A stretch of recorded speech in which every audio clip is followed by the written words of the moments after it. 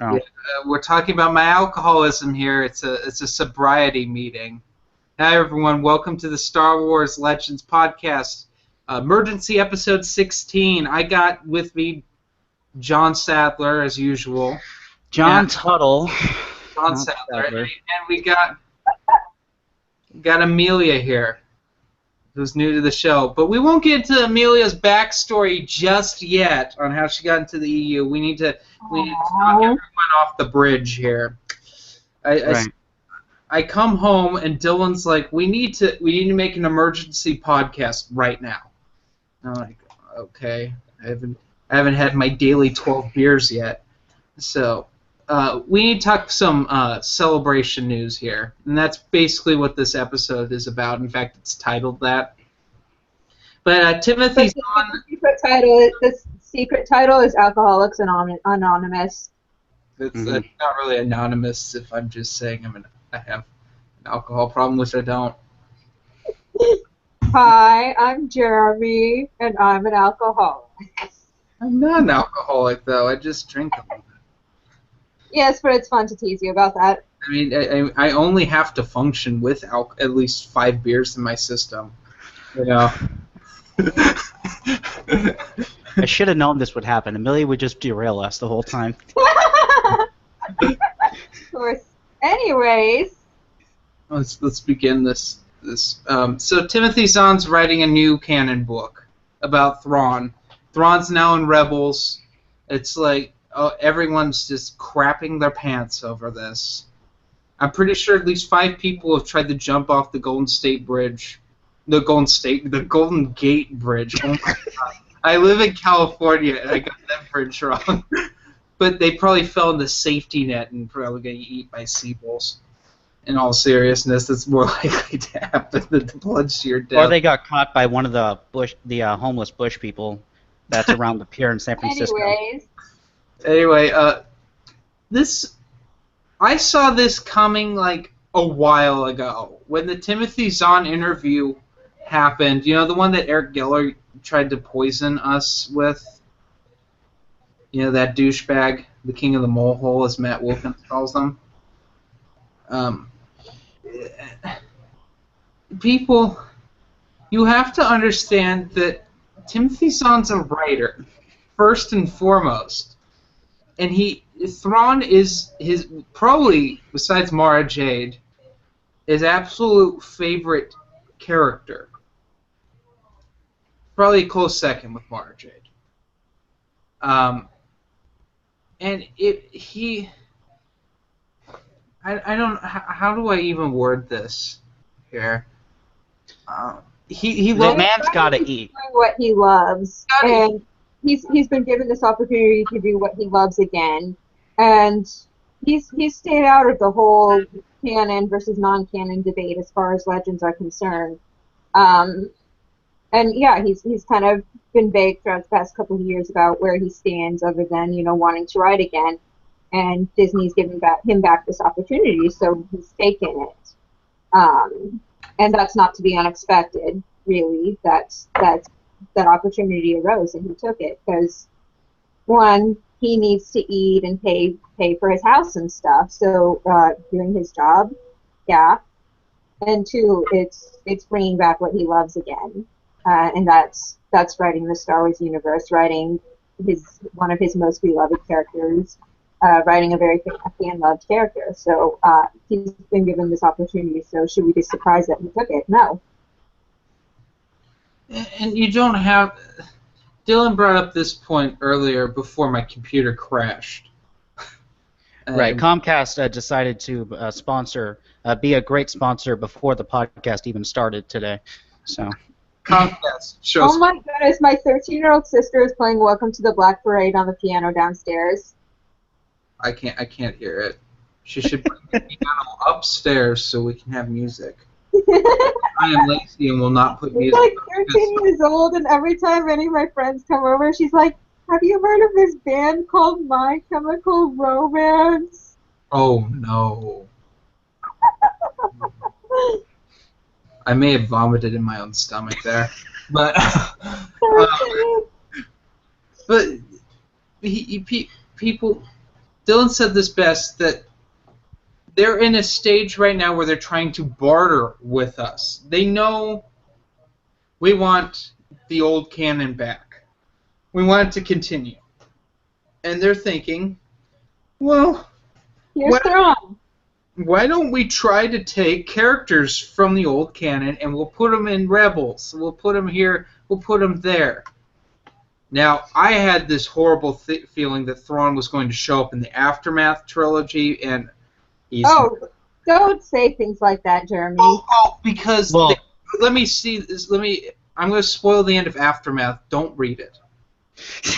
That's my half-an-hour review in 1 sentence. Don't read it. But there's a character who shows up who's very sophisticated and seems really intelligent, and he's in shadow. And he's pulling the strings. I'm like, is this Thrawn? Is this Chuck Wendig's take on Thrawn? And then I realized today that Chuck Wendig probably doesn't even know how to read. So that was obviously not it. And reading spoilers, I am listening to Aftermath Life Dead on audiobook, and it's heinous. More on that near the end of the show when we get into what we're reading. But it's not Thrawn. And I'm kind of thankful. Actually, I'm very thankful that Thrawn has escaped trash like Wendig. But we're going to probably see several fan-favorite characters thrown in the new canon. I mean, I'm shocked it hasn't happened sooner. I mean, well, I'm not, because I honestly... Doing that. Well, Sorry, go ahead, John. They brought Ahsoka back, but no. Well, she was already technically in the new canon because Clone Wars is considered new canon. I didn't think they would do this quite as soon because, again, their original was we're going to throw it out for creative freedom, and they didn't do this for a while because I thought they were going to completely leave Legends behind. But I think it's now coming out that they know it's popular, so they're trying to work it back in. And it's not just with Thrawn, because more new canon news, which we're talking about so much about new canon with this Legends podcast, but it is on topic. James Luceno has been announced to write the Rogue One prequel, Catalyst, which is, again, they're trying to get the old authors, the old EU characters into the new canon to try to placate us. The James Luceno's last Star Wars book, Tarkin, had a lot of references to the EU. Mainly, it was references to his previous books, Cloak of Deception, which had Tarkin's backstories in that. But also there's references to Darth Plagueis and maybe Labyrinth of Evil, but I'm not sure. But that's just the way James Luceno writes. He has the ability to just put all these things in his story, and it's beautiful, no matter what. I mean, Dylan knows this, reading the Edge of Victory duology. Was that? No. What did he write? He wrote several... Agents of Chaos. He wrote Agents of Chaos and then the Unifying Force in the New Jedi Order, which Agents of Chaos, by the way, if you've read it, there's a scene in it, in kind of the middle of it, of the first book, where there's a meeting happening, and in the meeting there's like 6 different characters from 5 different Bantam novels who are all working, together. But yeah, and I have a feeling that James Luceno is going to bring more EU into this Rogue One prequel novel. Mainly probably his stuff. We'll probably get some more Tarkin stuff in this. Mm-hmm. And I mean, they've been saying from the beginning, ever since we got that announcement 2 years ago, that the old EU would be called Legends. They've been saying from the beginning, we're going to incorporate stuff from Legends into the new canon. Hence the term Legends, because that's kind of what Legends means. This may be true or not true. So they've been saying that from the beginning. It's just not happened until now. So I mean, this doesn't really come as a surprise, but that doesn't change what our goal is. Mm-hmm. We want so they're doing what they've said they've been doing from the beginning, that they've said would eventually do from the beginning, and does that change our goal of trying to get the expanded universe continued? It doesn't, because, I mean, whatever your opinion is on them bringing old EU stuff into the new canon, there's still a bunch of stories that have been left hanging. There's the whole Dawn of the Jedi stuff. There's Sword of the Jedi, the gaps between the legacy era between the novels and the comics. There's a bunch of stories that have been left hanging, and no matter what they incorporate into the new canon, there's Steve Lee's old characters that have been left behind that we still would like to see, even if that's an alternate universe. And the goal of getting that continued has not changed. Right. We know it's been happening. We know it's going to happen. This is technically a step in the right direction for them, even though not the step that we want. But it's not the step that we want. We need to keep on pushing. We need to keep telling them exactly what it is we want. We need to keep up the pressure, and they will cave. Yeah. But I think this is kind of a good sign, because they've realized that, okay, there are some characters that the old EU fans really love, and they want to see them again. So they're starting to listen to us, maybe not as fully as we'd like, but this is a sign that they have received our feedback and that they're responding to it. So what do we do from here? We make it more clear that what they're doing that's great, and we're glad they're listening to us. And even if you're not pro Disney canon or whatever, you can still be like, okay, they're responding to our feedback. Great. We still want these stories continued. So you guys can do what you're doing and also have this be like a completely separate timeline without interfering with the new stories you guys are releasing. Also, I need to add this in, because there's going to be someone out there who's like, the Thrawn books are now canon. All Timothy Zahn stuff is now canon. No, that's not the case, because, well, the Thrawn trilogy contradicts the Aftermath trilogy, because Chuck As well as The Force Awakens. As well as The Force Awakens, with the birth of the twins in Last Command. That's kind of a big flop. Unless they retcon it, that's like, yeah, but only Jason survived somehow. Like Jana somehow died, and they just decided to rename him Ben for some reason. His name's Ben, but isn't this rumor that the third Aftermath movie book? Oh God, can you imagine if that was? Oh gosh, do not give me nightmares. At the end of in Aftermath Empire's End, Ben's supposed to be born. Something like that. I know it's going to have the Battle of Jakku in it. That's just from what I've heard. May I just interject? This is being hyped up in their canon, just absolutely ridiculous. In Chuck Wendig's books, Jakku keeps on being referenced with characters that we'll never see again. New Republic Bloodline by Claudia Gray had said that there was a big battle on Jakku, like, it caused shell shock and all sorts of PTSD the rebel soldiers, and it's like, God, it's probably going to suck. They're hyping it up way too much. I don't think it can be good. And if Chuck Wendig's writing it, Well, I mean, they gave Chuck Wendig the Force Awakens comic adaptations, so for some reason, they like him. I don't know why, but maybe any press is good press, I guess. But and then you've read this. Another point on this Thrawn stuff is you've read a lot of the new canon, Jeremy. I have, unfortunately. I think if you're excited for this, you should, and you've been following the new canon again. You should take a look back at what they've been doing with the new canon. I haven't read any of it personally, but I know Jeremy, who's read it, Matt Wilson, who has read it, and I actually watch all his reviews on the new canon. The one thing that, and then we've talked about this off the stream, but one thing is that they're afraid to do anything big, and they're afraid to tell you when stuff happens, why stuff. They're afraid to explain things, and the reason why is because they have two bookends on either side of the timeline when they write that they can't talk about because they're keeping it up for the movies. Whereas in the original expanded universe, when it started in the Bantam run, sure, they couldn't go back and explore pre-A New Hope stuff, but they at least had a blank slate. Timeline after Return of the Jedi. Right, they had a completely clean slate in a free realm after Return of the Jedi that they use and expand.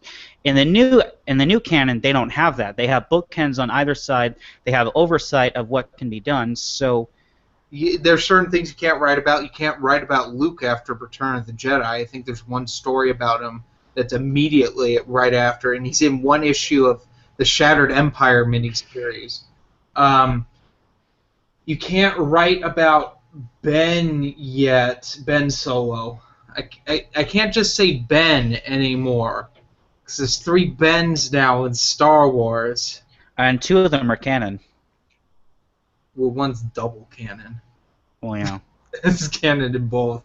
But like, there's certain things like this whole journey to the Force Awakens was an absolute sham.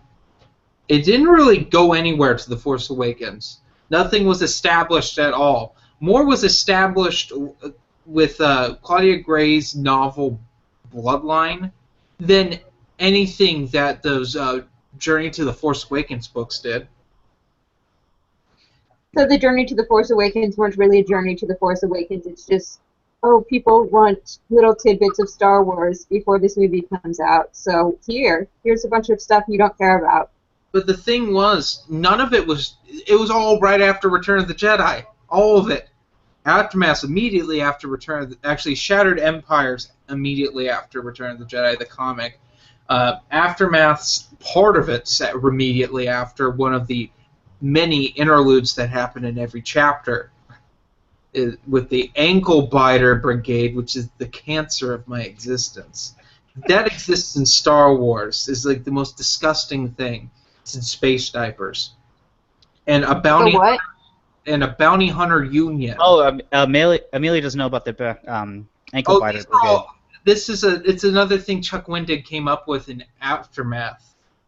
They were like Peter Pan's lost boys and little children that stopped the Empire on Coruscant. Yeah. Oh, yeah. What?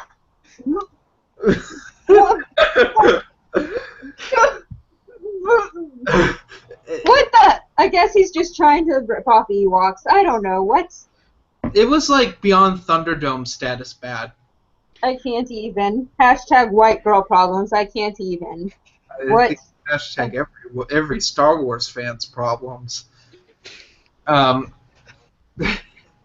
Jeez. Well, before we get really far into this whole celebration stuff, Amelia, how'd you get into the EU? Okay, so we will forget if we continue. so I actually did not like Star Wars when I was a little kid. I don't know why. It just didn't interest me. Until I was 15. I was almost 15. My friend Steve got me into it. And he was huge into the books. He just told me, like, I was talking to him, and he's like, "Oh, I'm writing this summary for a friend about like this series about Han and Leia's kids after like one of their children has died." And I was like, and I had no idea what he was talking about. I was just like, Star Wars. I recognized the name Leia, and I was like about it. But I had already been considering watching Star Wars at that time. So I just watched through all 6 movies. And I loved it. I watched through them a couple times more to, process all that information because I was like, wow. And afterwards, I was just like, I want more. So about 3 weeks after I watched the movie, I went to my library and just grabbed every Star Wars book I could find. And that's kind of how I got into the EU. It was just anything Star Wars I got into.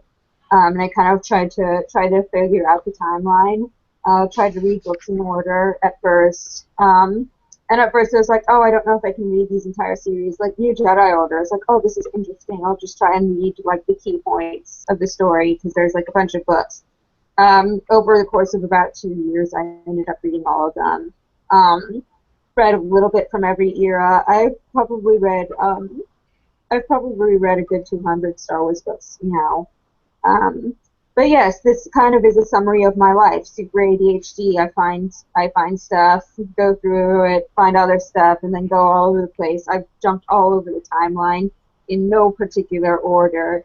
I've tried to read series in order, but I've just jumped all across the timeline and have read at least a little bit of everything, if not a huge chunk of. I've read a huge chunk of most of the eras, other than the prequel era. I've probably read a smaller chunk of that, but everything else I've read a humongous chunk of.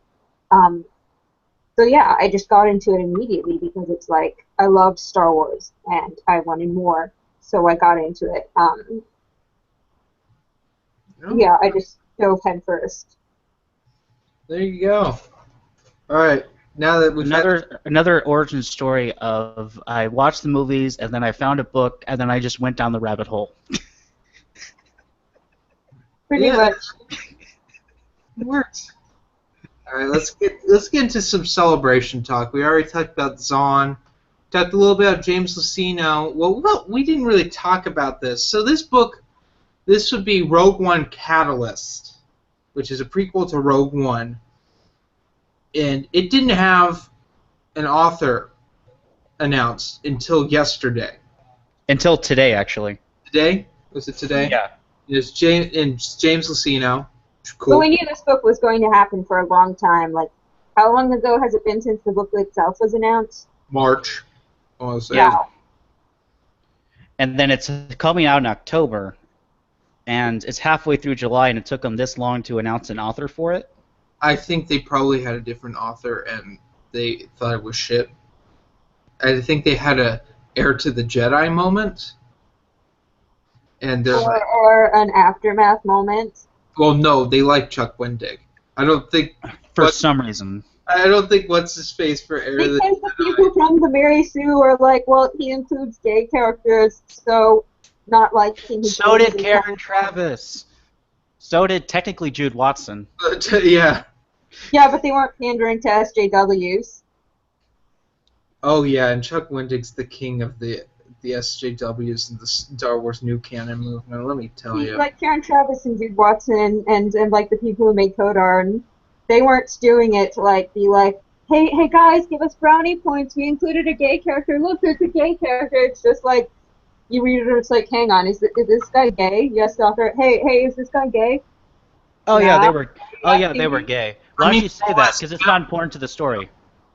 You know, Lords of the Sith, I think Paul S. Kemp did probably the best of the new canon with having homosexual characters, where Disney marketed as the first lesbian character in Star Wars, but it's like it's one paragraph explaining this person's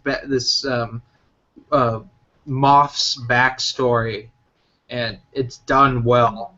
I mean, there were some things. Yeah, I'm friends with Paul Kemp on Facebook, and he's written, like, with permission, a bunch of fans' feedback about how that was really moving for a lot of fans because they felt they could connect with her, both male and female, bisexual, homosexual, all into the spectrum.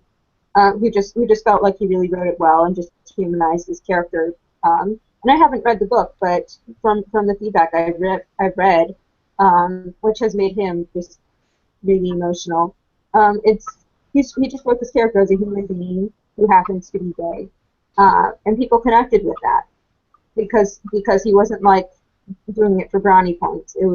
He was writing a state of humanity that exists. It's like, you know, you have people. Even in the sci-fi verse, you write people as people, so that means acknowledging different kinds of people exist, and that's kind of what he did from the feedback I've heard, and people connected with that. Yeah, and it wasn't. We didn't have a Crystal Star problem going on. Oh, I'm sorry, Geeks Addict. You probably threw up blood there. Right. Waru for president. You know. Waru 2016. He's going to build a wall around Disney. And make Bob Iger pay for it. He's good at making deals. Guys, you know, I live in Texas, so I'm not bringing up walls. Bringing up walls triggers me, guys. You're triggering me. Well, you guys can just I leave. heard. After Brexit happened, there was like a hashtag Texit thing. And I mean, there's a lot of Texans here. Like, guys, let's leave. Bye, Felicia. bad news for Waru's campaign. He dropped several points because he was acquitted of those charges. Right. Yeah. Well, no, the charges weren't for him. They were for Matt Wilkins, Oh, that's his right. campaign manager. Amelia, if you didn't hear, Matt Wilkins got into some heat for deleting a bunch of emails from Eric Geller. So No way. Shame on that. Um, how do we get on this Okay, subject so- every time? the quota. Who else is running, Jojo? Oh yeah. Also, Dave Filoni, your Clone Wars sucks. Yeah, I'm just hitting the quota. Speaking of that, Ahsoka novel coming out. Yeah, I this was actually liked announced. some of the similar stories. I didn't like how it trampled the EU, which was also canon at the time. But I thought some of the stories were pretty good. Some of them were a little too pandering to the child audience without Dave Filoni. without having the complex writing that adults could appreciate as well. But I think there are a lot of good stories. But I didn't like how he's just like, yeah, screw the EU. Screw canon in general. I like that cover. That cover really spoke to me. That Explorer of the Mind's Eye cover scared the shit out of me. Oh, I love that cover. I love those covers. And Dave Filoni. Yeah, that's actually one we haven't. I don't think we've used. So there's a joke from the old Minox Nest of Dave Filoni loves covers because there was a panel he was at once where he was talking about the EU and that's all he talked about was covers. That's right. We have not. Someone asked him like what he thought of the EU, and then he went like a 20-minute rant about how much he loved different covers. But that's all he talked about. It wasn't about the novels themselves. It was just read the books and had only seen the cover art, and that's all he could comment on. yeah, exactly. Oh yeah, Dave Filoni. He likes pictures, especially when they move. Right. Oh man, I miss Minox. Where were we? Thank you for your celebration news. Well, we're just beginning. They displayed the. It looks like someone posted a picture, and it looked like they displayed the new Revan figure. I think. Does anyone know anything about this? I've been looking it up because I saw someone posting about that. So I've been trying to look it up to see if it's coming out. The last celebration update we had was that there was no info about the new Revan figure. Didn't we but get it's it coming released after like November or something like that? Like after the Rogue One Black Series was being released or something like that? Something around that. That's what I think I heard. I don't know. I can't remember where I heard this, so sorry. I heard it on the internet, which is totally a reliable source of information, guys. It totally is. You should believe everything you read on the internet. You shouldn't take. You shouldn't. You It's on should. the internet, Mom. See? I said the internet told me Santa Claus is real. And I also read on the internet that black people love fried chicken, and that's like the only thing they eat. Wow. I That took a Actually part black. took a very that took like a I'm a Tristan. hardcore vegetarian. that took a Minox turn. I'm in the Minox mindset because last night I found the lost episode of Minox Nest again. Oh, that's right. The one where we had the interview with Mickey Mouse. Oh yeah. Wait, what's Minox Nest? I'm not familiar with this. Minox Nest is a podcast that was run by it was run by Tristan, Tim, and Daniel, and then Matt was on it a few times, and then they didn't like, and then Tristan had a problem with Tim and then Daniel, so we started guest hosting on it for a while, and then he got back with Tim and Daniel. Because I was the only one who edited the podcast. And then Tristan joined the joined all the seamen in the Navy, so so Minox Nest is now defunct. It's now on permanent hiatus. But it was the most racist, politically incorrect, horrifying show.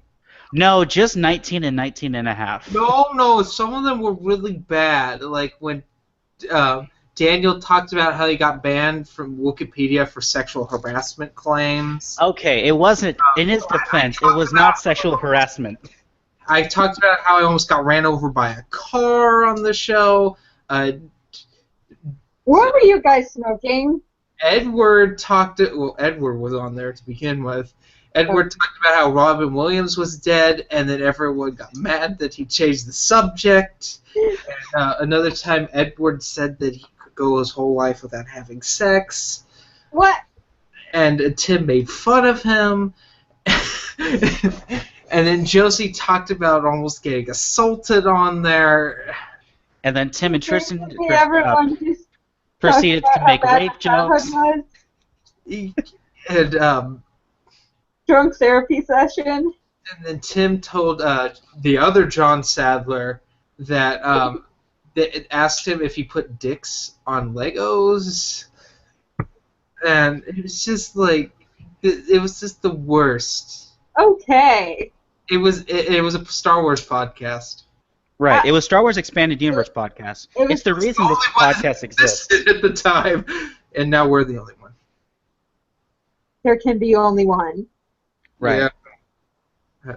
Anyway, Celebration. We about Star Wars and the celebration, and we lost our train of thought because of train wrecks. Let's get into the Rogue One debacle. So Rogue One, they announced that they're gonna be like, "Hey, we're going to live stream the new Rogue One trailer." You know what they did? They didn't do that. I didn't hear anything about that. What? They announced that? Yeah, there was a huge talk of it. And then people were like, we're going to live stream the Rogue One trailer. Nothing happened. Rogue One trailer was supposed to be released on, yesterday, last night. It didn't happen. I was fucking irate. Because I got asked specifically to talk about the Rogue One trailer in this episode, and I couldn't do it. Well, we're talking about it now. It didn't happen. Well, I mean, kind of like the whole new canon right now, just Expanded Universe fans. It just didn't happen. Yeah, or Wild Space.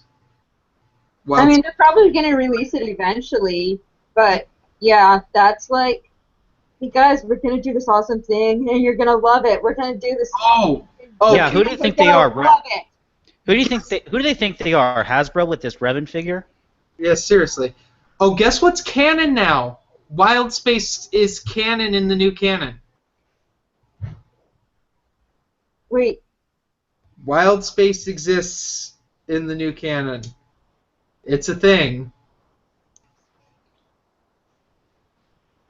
Now I'm wondering if they're going to throw other space in there.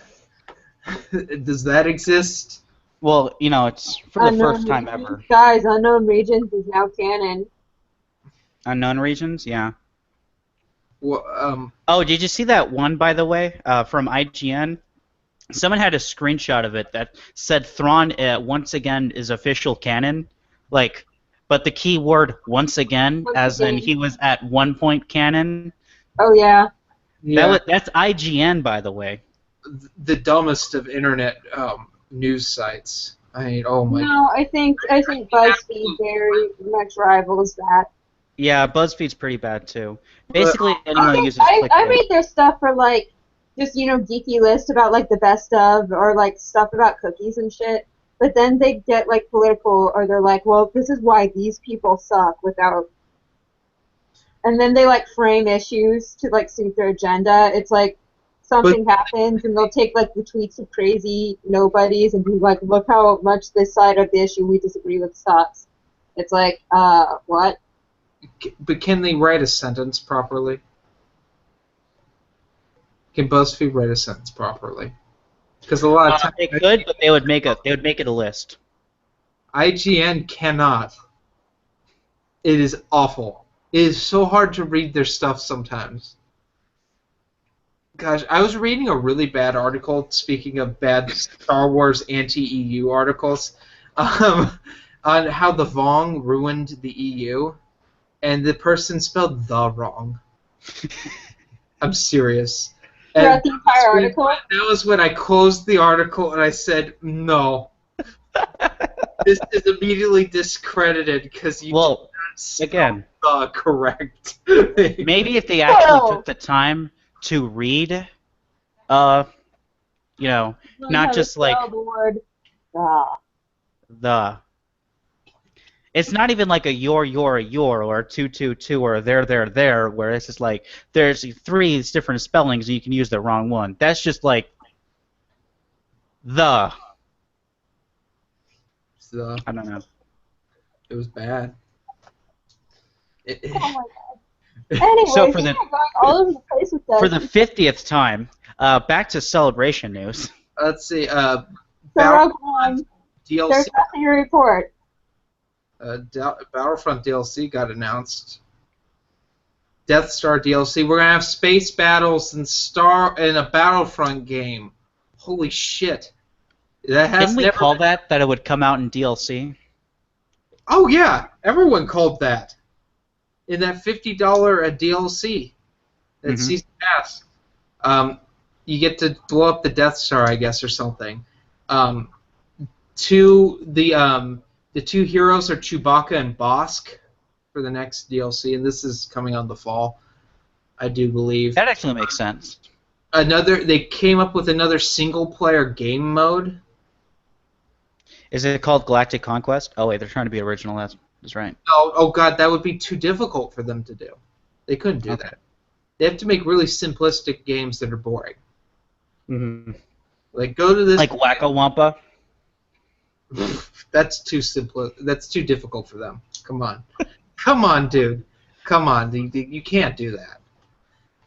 Didn't you know that Star Wars Battlefront was supposed to be Battlefield Hardline 2? And that's why it's so shit. Get it. Someone's like agreeing with me, like, oh yeah, Battlefield Hardline. What a trash game.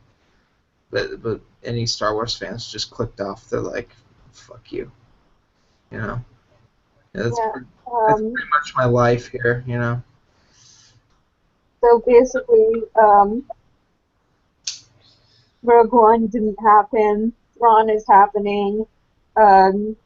Our mission has not changed. Vote. Well, there's two more that are coming out. This is from someone who is at within the movement who is at Celebration. They were talking with people at EA, and Star Wars: The Old Republic is going to stay around for a long time because EA currently has a very firm hold on the gaming rights with Star Wars, and they currently have Drew Karpyshyn writing like a shit ton of money. Right, and they currently have Drew Karpyshyn working on expansion stuff. So the EU is still alive and well, at least in Old Republic for video game players. And then the other one, which we're still on. Free to play for 3 years. What? I have been free to play on that game for 3 years. Really? Mm-hmm. Well, I haven't played it at all, so. I tried to play it and then it wouldn't work. Hang on. It's definitely there. What's going on? I don't know. She just turned off her camera and muted herself. Anyway. We need to talk about Vote Jana. Wait, there's one more. Should we talk about the Legends books? Yeah, we might as well. Sorry to end on a bad note. No, we're gonna end with Vote Jana. So I have to go do this. Toby, like the patriarchy or whatever. Oh, can I read that note you just sent us? What? Can I read the note you just sent us? Yes. Being summoned to do dishes. #sexism. Actually, it's not that sexist because it was my mom who told me to do dishes. I was just being funny because. So child labor. Mm-hmm. I'm almost 21. Stop contradicting me, will you, Dylan? Come on. I'm going to go do dishes before my mom gets mad. PRP. Dishes. Oh my lord. Anyway. So we have a bit of conflicting reports on this. So this is still up in the air. Nothing's been confirmed yet, but it has been hinted that Legends books are now going to be out of print very soon. Mm-hmm. Now, when this is coming from a sales rep who is working with Del Rey and who said that this was happening. When they asked the rest of the Del Rey people, they said no, there's nothing confirmed about that. When they asked Jennifer Heddle, she also said no, that's not happening. So a bit of conflicting sources on there. I wish I had more to say, but Yeah. Legends books may or may not be going out of print soon. You see, I thought about this because Dylan messaged our admin chat the other night with this, and I got to thinking, what if they're just going to reprint the books and not have the Legends banner on them? That's a possibility. It's however vague that, however thin that is. That's a possibility.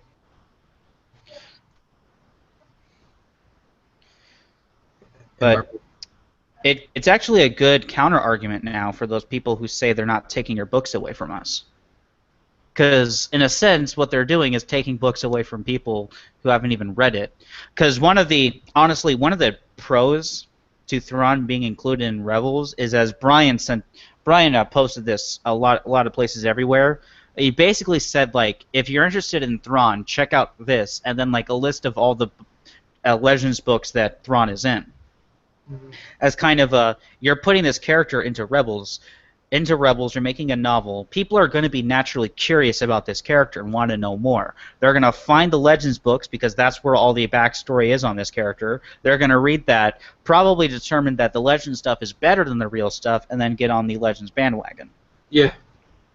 Oh, dude, they're just going to buy the shit out of Timothy Zahn's book sales are just going to go up because of this. Right. Oh, he's going to bank all over again. Including his new book, which, by the way, if you're watching this and you're part of the E-Rebellion, you, Jeremy, because I know you're going to do this, do not buy this book. Do not get it. Like I said, I'll buy it when it goes on sale. If you're going to buy it, get it from a library or wait like a couple weeks. Exactly. Actually, that's what I do. No, you got shoot. Are you talking about the Lords of the Sith thing? Because we cleared this up like months ago. I bought this several weeks after it came out. It was 20% off. No, you have the audiobook for Aftermath. That gets counted. You have... Okay, I'm going to finish the audiobook for Aftermath and return it. So it still gets counted as a sale. It still gets counted as a sale. It's the only one. Oh my god. It's not like... Here I am sacrificing, and my co-host is just like, yeah, I'm just gonna... I'm Dylan, I'm a fucking crybaby bitch. Because Jeremy got one thing on time. Oh my god. Oh, speaking of crybaby bitch, you know what? On an episode 16 of Can Rants, that was Chuck Wendig's a crybaby bitch. Oh, yeah. Hashtag... Oh, should we talk about the Tashi Station thing? Go right ahead, because I don't know what this is. So, our good friends over at Tashi Station, Brian and Nancy, who have said such kind things about the expanded universe movement and the whole Bring Back Legends things on Twitter and social media for so long, bless their hearts. They're recently upset at Amazon because for some reason, when they tried to make reviews of Aftermath Life Debt, their reviews got flagged and taken down, as well as their reviews for Aftermath. It's really sad. It's really sad, actually, that this is happening to them because they're just Christ.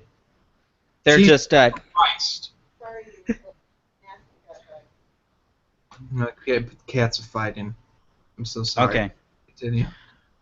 Because they're just such great people. They've been so supportive. So. Really a shame that this is happening to them, yeah.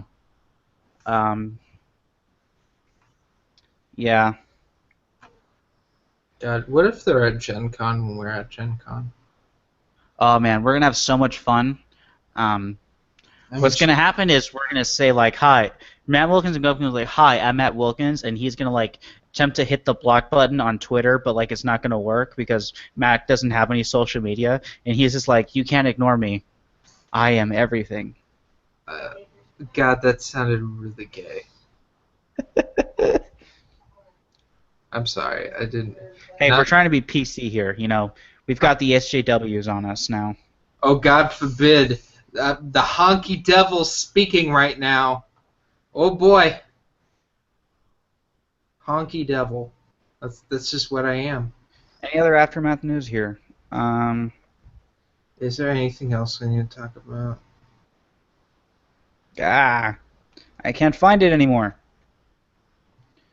Man. So great, these impromptu ones, because, you know, it's such a step down for how much work we put into it. Also, a few old Star Wars games came out on Steam. Oh yeah, as part of the Steam sale. Yeah, Rebel Assault 1 and 2 are out, along with Rogue Squadron. Some really good games there. I'm waiting for them to put Shadows of the Empire on there. It won't happen because it would just make too much sense. Like Marvel reprinting Tales of the Jedi. It would just make too much money. They literally would not know what to do with all that money if that happens. They're probably going to, because there's this. A lot of times they go on this one website, like the X-Wing flight simulator games, the TIE Fighter games, TIE Fighter games, and they come out on Steam later. So probably by December, Shadows of the Empire will be out on Steam, and I'll buy it. Because I gotta have all the EU games. Oh, apparently, so Lego Force Awakens is out. Oh yeah. Along with. Have you played it? No. I saw Let's Play of it, and like I was curious because I saw it, and it looked like Return of the Jedi. So I'm like, what? And I watched it, and it's a 25-minute Let's Play of the first level of the game, which is all Return of the Jedi. And then they said the commentary is like, yeah, only about half the levels, or less than half the levels, are actually Force Awakens. It's just a bunch of flashbacks and other stuff. Yeah. Why they did Lego's done this before. Do you remember Lego Indiana Jones 2? No, because I stopped playing Lego games after the Star Wars: The Complete Saga. Lego Indiana Jones is the next one. I played that. I liked it. Lego Indiana Jones 2 was Lego Indiana Jones, but with Kingdom of the Crystal Skull as well. It's the exact same game, just with the fourth Indiana Jones movie thrown in. So 6 more levels. It was bullcrap. And I checked out Lego games for a while there, and I came back when Lego Lord of the Rings came out because it was very different. Played Lego Hobbit, but the thing is with Lego Hobbit, it had DLC. And that to me is bullshit. Lego games are for children. Children don't have money. That's just complete and utter crap. It's like Lego Dimensions, which is the absolute worst. Lego Dimensions should be like banned for being such a obvious cash grab. I think we talked about this before, and how we hate DLC. But I hate Lego Dimensions. It's the absolute worst with that. It's so expensive. It's like in Amiibos and Skylanders, they're all cancer to the video game industry.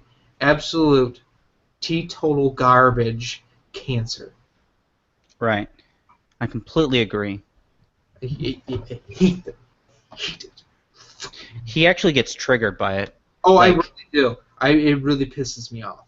I hate DLC. Like, whenever he hears the words DLC, he needs to go into his safe space of his bathroom to make a rant about it.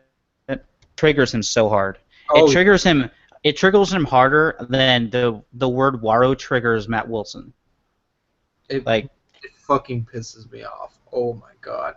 I hate DLC, and it really. I didn't like DLC as a concept to begin with, but when Arkham Knight happened, it just made it worse. Like, if you were gonna ask Jeremy what's his favorite DLC, that would be like asking Matt Wilson, is Aftermath or Crystal Star better? I mean, I could honestly say it's like Mysteries of the Sith or something. That was specifically an expansion pack. The game was done. Actually, you know what? Doom 3 Resurrection of Evil. Because Doom 3 is a complete game. Resurrection of Evil is just, hey, here's some more stuff. But no one completes a video game anymore. Arkham Knight was a broken piece of crap. Battlefront was a broken piece of crap. Hey guys, I'm back. Oh, don't. We're talking about DLC now. Can you not make a video game on time anymore? Apparently you can't. You really can't. So you gotta, like Street Fighter V, for instance. You can't play as Guile in it unless you buy Guile. Not you unlock him. You know, screw actually having talent in beating a game and unlocking characters. No, you just pay for them. Mortal Kombat 10, same thing. Batman Arkham Knight. Oh, you didn't want to just play as Batman? You want to play as like Batgirl or Robin? Buy the DLC and you can do that. Oh, well, you mean you don't want to play the same maps over and over again on Battlefront? Buy our DLC, get our characters, buy our $50 season pass. That's the worst part. It's the season pass. It's complete garbage. Oh, hey, little kids, you like Legos, right? Well, here's Lego Dimensions. We'll give you this ridiculous Lego toy that you can't really play with at all. Or even worse, hey, you like Nintendo? Try Amiibos. You know, you can get characters for Smash that you can't normally play, and you have to set them on the controller. Oh, you like little dragons? Play Skylanders. You got these toys that you can't play with because they'll just break. Same with Amiibos. They just break. You can't play with an Amiibo. It'll just break. It's just cheap. It's a cheap cash grab for an incomplete game. Don't you miss the days where, like, say you got Jedi Knight Dark Forces 2. It's a complete game. It's a good game. And they're like, you know, what if we just did another story? We don't have enough to make a game. Why don't we just make an expansion pack? You got Mysteries of the Sith. Beautiful. Same Doom 3. Great game. Great, freaky, really hard game. It's a complete game. You're like, you know what? Let's make Resurrection of Evil. That's a good idea. And you got that. It's a good expansion pack. It's almost a whole game. You know?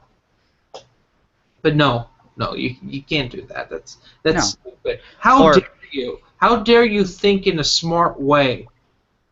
Or let's say Age of Empires, where it's like, okay, it's been a year. Let's add 5 new civilizations, 6 new single-player maps, and a single-player campaigns, and a whole bunch of maps. And then 13 years later, hey, let's add 5 more civilizations, more maps, and more units and technologies. And then 2 years after that, hey, let's add even more. You know, it's when, like, I can't remember. I think it was the first time I saw this was in first time I noticed it was in Gears of War 3 when the first expansion pack came out, or the first DLC came out within like 2 months of it coming out, and then it added a whole bunch of stuff, and it got me thinking of, why wasn't this in the base game? It was obviously in the code for the base game, but it's not in the base game. Why? You know, and there's going to be a couple people who watch this video who know me personally as a PC gamer. They're like, Jeremy, you are a huge Killing Floor fan and you have all the DLC. Why is that? Why do you have Killing Floor DLC and you hate DLC? Well, Killing Floor's DLC, they released a complete game. Killing Floor, there's nothing to Killing Floor. It's a 6-player. What if Left 4 Dead was better, and you had 6 players on a team instead of 4, and you just did online matches killing zombies? That's the game. Now, what they did was they added extra guns that aren't necessary. You don't need them to finish the game. But hey, it's fun to have these. Same with character skin packs. But they do all sorts of free updates where you get new maps. Free. And free DLC I don't have a problem with. Like, for instance, Battlefront's Jakku map pack, which had 2 maps, and that's pretty much it. And 1 game mode turning point. It was free. It was a little update. That wasn't a big deal. It wasn't awful. No, it's when you have things like the Outer Rim DLC you have to pay for, and you get a bunch of guns and stuff and characters you should have had in the game originally. Same with the Bespin DLC pack. Same with all the Arkham Knight stuff. It should have been in the game, but it's not. But I'm getting all riled up right now. Let's get back on topic. Which topic? Well, we were talking about Force Awakens, Lego Force Awakens. And how literally less than half the game is actually the Force Awakens. The other half is mixed levels from other Star Wars movies, like flashbacks, pretty much. The entire first level is Revenge of the Sith. No, why? Return of the Jedi. Because why would they do that? Because there's not enough content. There's no you couldn't. Because people would play it and be like, wait, this is A New Hope all over again. There's maybe like 5 minutes of original content in The Force Awakens. No. The gender role switch, I wouldn't call that original content. I'd say it's kind of more of some of the conversations that were a little bit original. Hey, Tristan's online. Speaking of cover, we are not adding Tristan. I veto adding Tristan to this. Tristan will not appear on this podcast. Tristan was an old admin. Talking about how, like, The Force Awakens. Well, it's the thing with The Force Awakens. It's a remake of A New Hope. It really is. And, like, I get the, paying homage to the nostalgia. It just didn't stand on its own feet enough. J.J. Abrams just isn't that good of a director. He really isn't. He is a popular director who can market things really well. That's his talent. Right. And even though they recycled that plot, I watched the movie, and to me it just didn't feel like Star Wars, and I couldn't really quite put my thumb on it. I don't know. I guess it's how, like, some of the scenes are cut, like how the conversations are done, because like in like George Lucas's Star Wars movies, you have like people having you don't come in on the middle of a conversation unless that conversation isn't important to the story or the scene, or you don't like cut out. You don't have leave people hanging, like somebody says something and it's like, well, what's the other person going to respond? And then the scene cuts. Whereas they did that with The Force Awakens. So that's one thing that I felt how it wasn't Star Wars-y, because George Lucas has his own way of telling stories that's like very different from how a lot of other storytellers do. But other than that, there's just this vibe about it that's like you use the exact same story of A New Hope and managed to make it not feel like Star Wars, and I can't really place my thumb on what it was.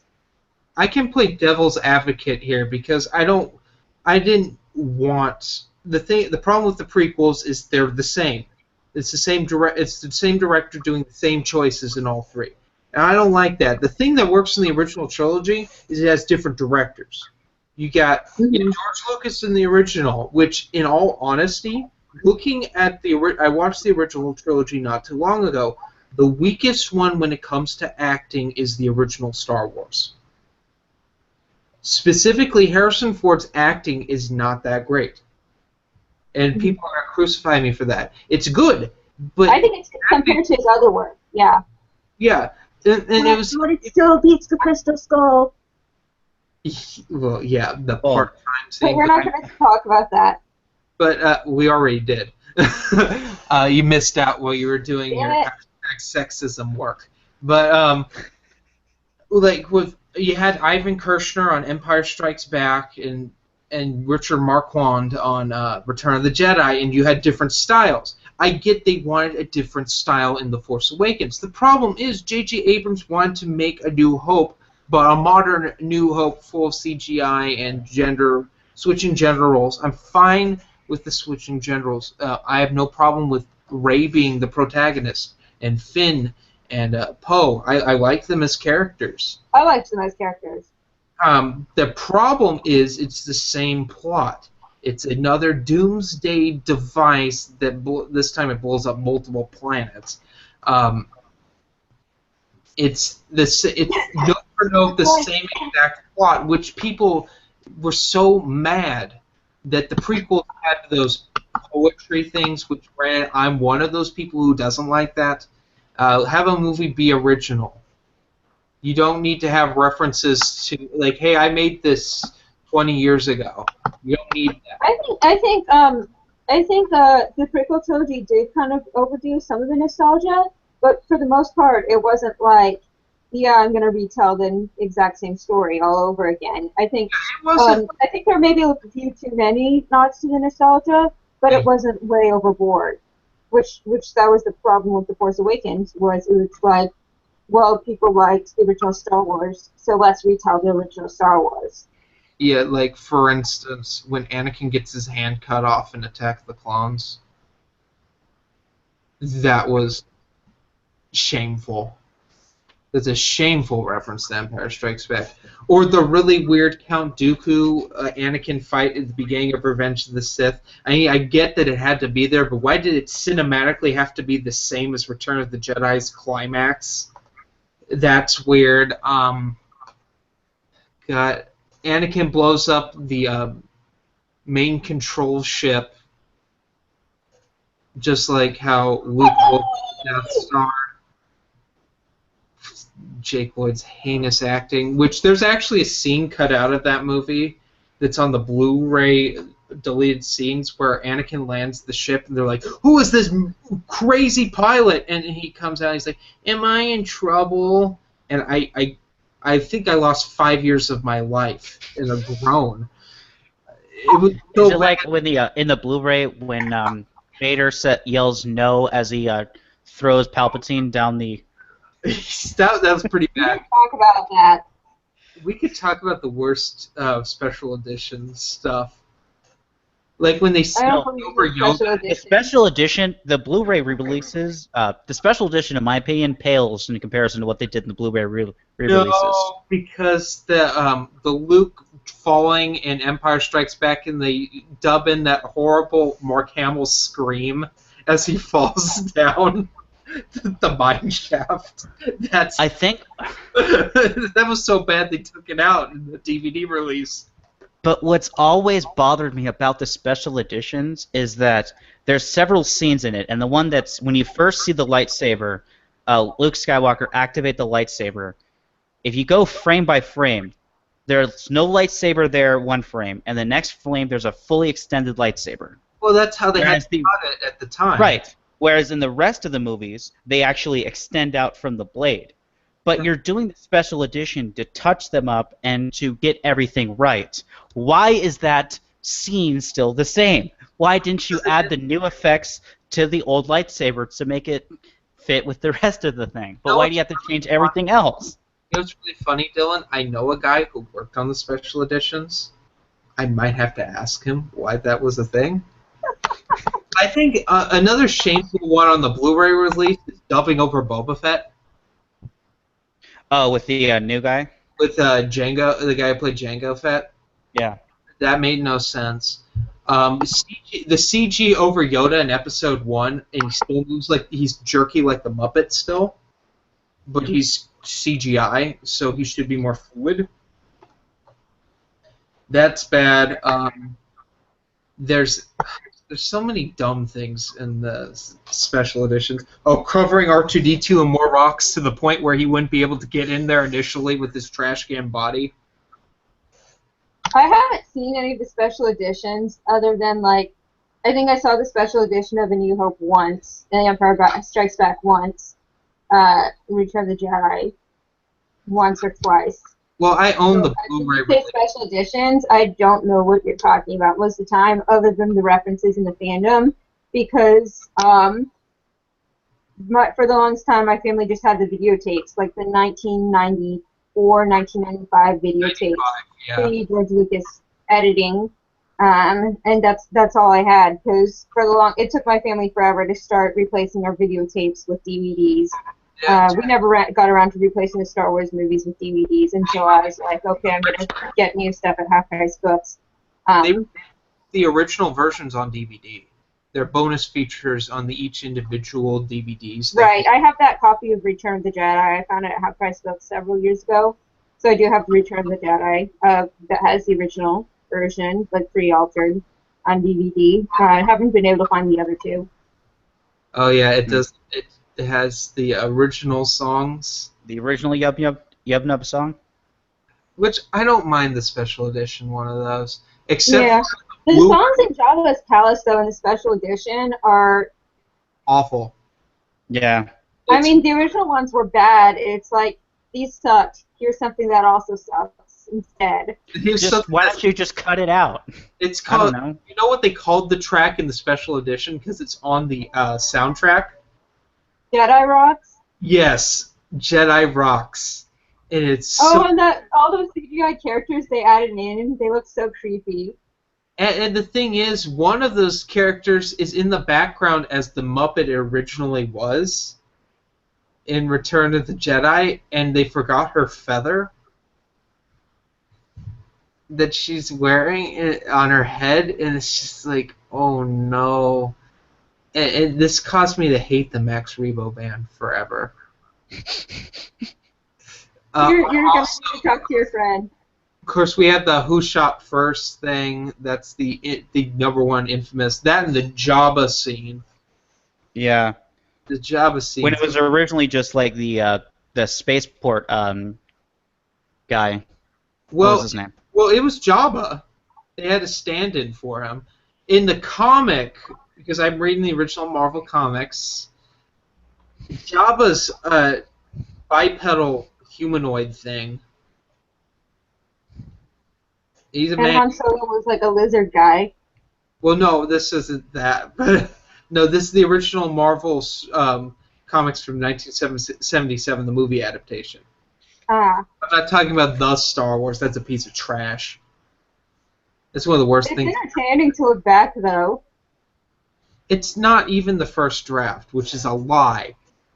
A lie that a lot of people believed. It's several drafts thrown together, and it's incredibly incoherent. And I thought it was entertaining. I found it really drawn out because I picked it up every month for 8 months. No, 9, because we had a 0 issue. Because they needed padding because they weren't done, and you could tell. Anyways, can you guys tell we are all ADHD here? Mm-hmm. I mean, could you imagine if we also had Alzheimer's? Oh man, how would we get anything done? We wouldn't get anything done. I mean, we're part of Star Wars reviewers. Nothing ever gets done in there. Can I be honest? I have to do it if anyone does it. Hey, I do it too, okay?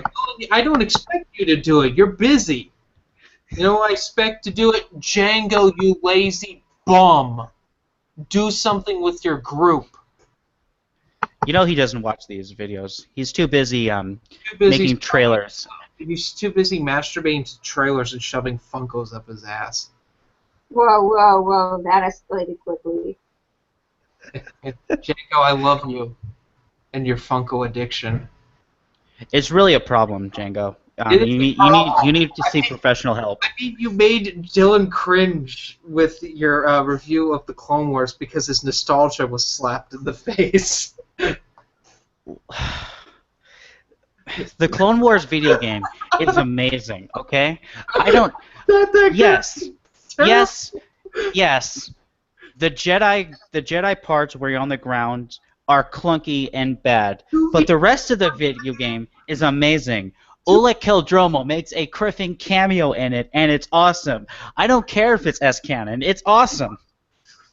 Hey, it could have He didn't even finish the game. He's recorded his review and going like, I haven't even finished it yet, but I played a fair amount. Amelia, What? I'll never be on this show again. What? You guys are worse than me. I don't know. I don't know. You haven't heard the after show yet. Oh. Which, if we ever recorded the after show, yeah. Tristan would want to be a part of it immediately. And then Tristan and I would get drunk together. And then we yell at each other. And then you would attempt to go upstairs and completely fail at it. Oh, God, are we talking about getting that drunk? Oh, that was... So, back to the topic at hand. Wait, Whatever we were You had talking... a topic? Well, we have, actually, we have what we're reading, questions, and then Vote Jana left. Okay, let's get into what we're reading. Vote Jana. We'll make sure to throw Vote Jana at the end so you have something to remember from this video, besides our PSA at the beginning, so you can skip the majority of this video. Right, the entertaining part. Yeah. Anyway, so we'll start with our guest. What are you reading? What am I reading? I'm reading about 15 books right now, but right now I'm kind of focusing on Fury. By the way, I am like legitimately ADHD. I have inattentive type ADHD. So I can never read one book at a time. I'm always reading like at least 8 and jumping around through them, mainly focusing on maybe like 4 of them. And then like there will be a few that I don't touch for like several years and probably will never get back to. But right now I'm kind of mostly been focusing on Fury because I've been rereading Legacy of the Force for the last summer. You're rereading it, so you've read it before then? Yeah, I first read it in like 2010, 2011, so it's been a really long time. Okay. And I hadn't read Fate of the Jedi yet, so I was like, okay, I should probably brush up on this before reading Fate of the Jedi. So I'm rereading it, and I'm on Fury now, and Jason/Darth Kitis is an asshole. Yeah, that's the book. That's the really it starts in 2 books before that in Sacrifice when you're really just like, yeah, what are you doing? And then by the time you get to Fury, you're just like, I hate you so much. You're feeling That's the one where he kidnaps his own daughter and like nearly kills Tenoka and doesn't like even know. I know. By the way, spoilers alert. And he like, yeah. Yeah, spoiler alert. Spoiler alert. Jeremy has not read it. He kidnaps his own daughter from his ex-lover, gets away in his ship And holds her hostage. That like nearly kills Tenoka. And then like he's being a psychopath and he's like, oh yeah, if you don't give me all your ships, I'll kill our daughter, which nobody knows other than them that it's their daughter. And she's like, I don't know if he's telling the truth or not. And everyone's like, what the fuck, Jason? And they just found, and everyone just got on his ship using this annoying lizard things that like block the force. I don't even know how to say their name. And then Everyone got on the ship, and so he only knew Leia was there, and they all realized they're called there. they're And called then like Islamary. he goes to the space battle while like both Corellia and all the Jedi are trying to attack him, and like his daughter is like having this panic attack because she's feeling all these deaths in the force, and it's like, what? And he's like, oh my goodness, she's a force sensitive. Sorry. Wow, Oops, sorry. I'm a psychopath, and all these people are killing each other because I'm a psychopath. And it's hurting my 4 or 5-year-old's feelings. Wow, who knew that being a psychopath would negatively impact a 5-year-old? And then he goes down and is like, okay, this is bad. Let me just keep using the dark side, which will scare her even more. Right. He's like, I must sacrifice everything for destiny. Jedi do stupid things with children too. Anyone read Jedi versus Sith, where they bring children to a war zone? Yeah. I mean, I still want to know if those lightsabers, those little baby Padawans had in Attack of the Clones, were the actual lightsabers or if they were practice sabers. I think they were practice sabers. They established this in the Jedi Apprentice books. Oh, okay. Thank you. They can burn themselves, but they can't cut their hands off with them. Good. Which is also why in Revenge of the Sith, when Anakin, attacked the younglings, they were really defenseless because that's all they had. If they have your lightsabers, they'd be able to defend themselves anyways. Of course, in the novel, Mace Windu says that before they leave to confront, that the oldest younglings have been armed, presumably with old lightsabers. So, which is why George Lucas's son in Revenge Yeah, of the he was like 10 is or able 11. to down a couple of the clones before he Mhm. gets gunned down. which, if Yeah, you're a but fan of like lightsaber forms, Padawan.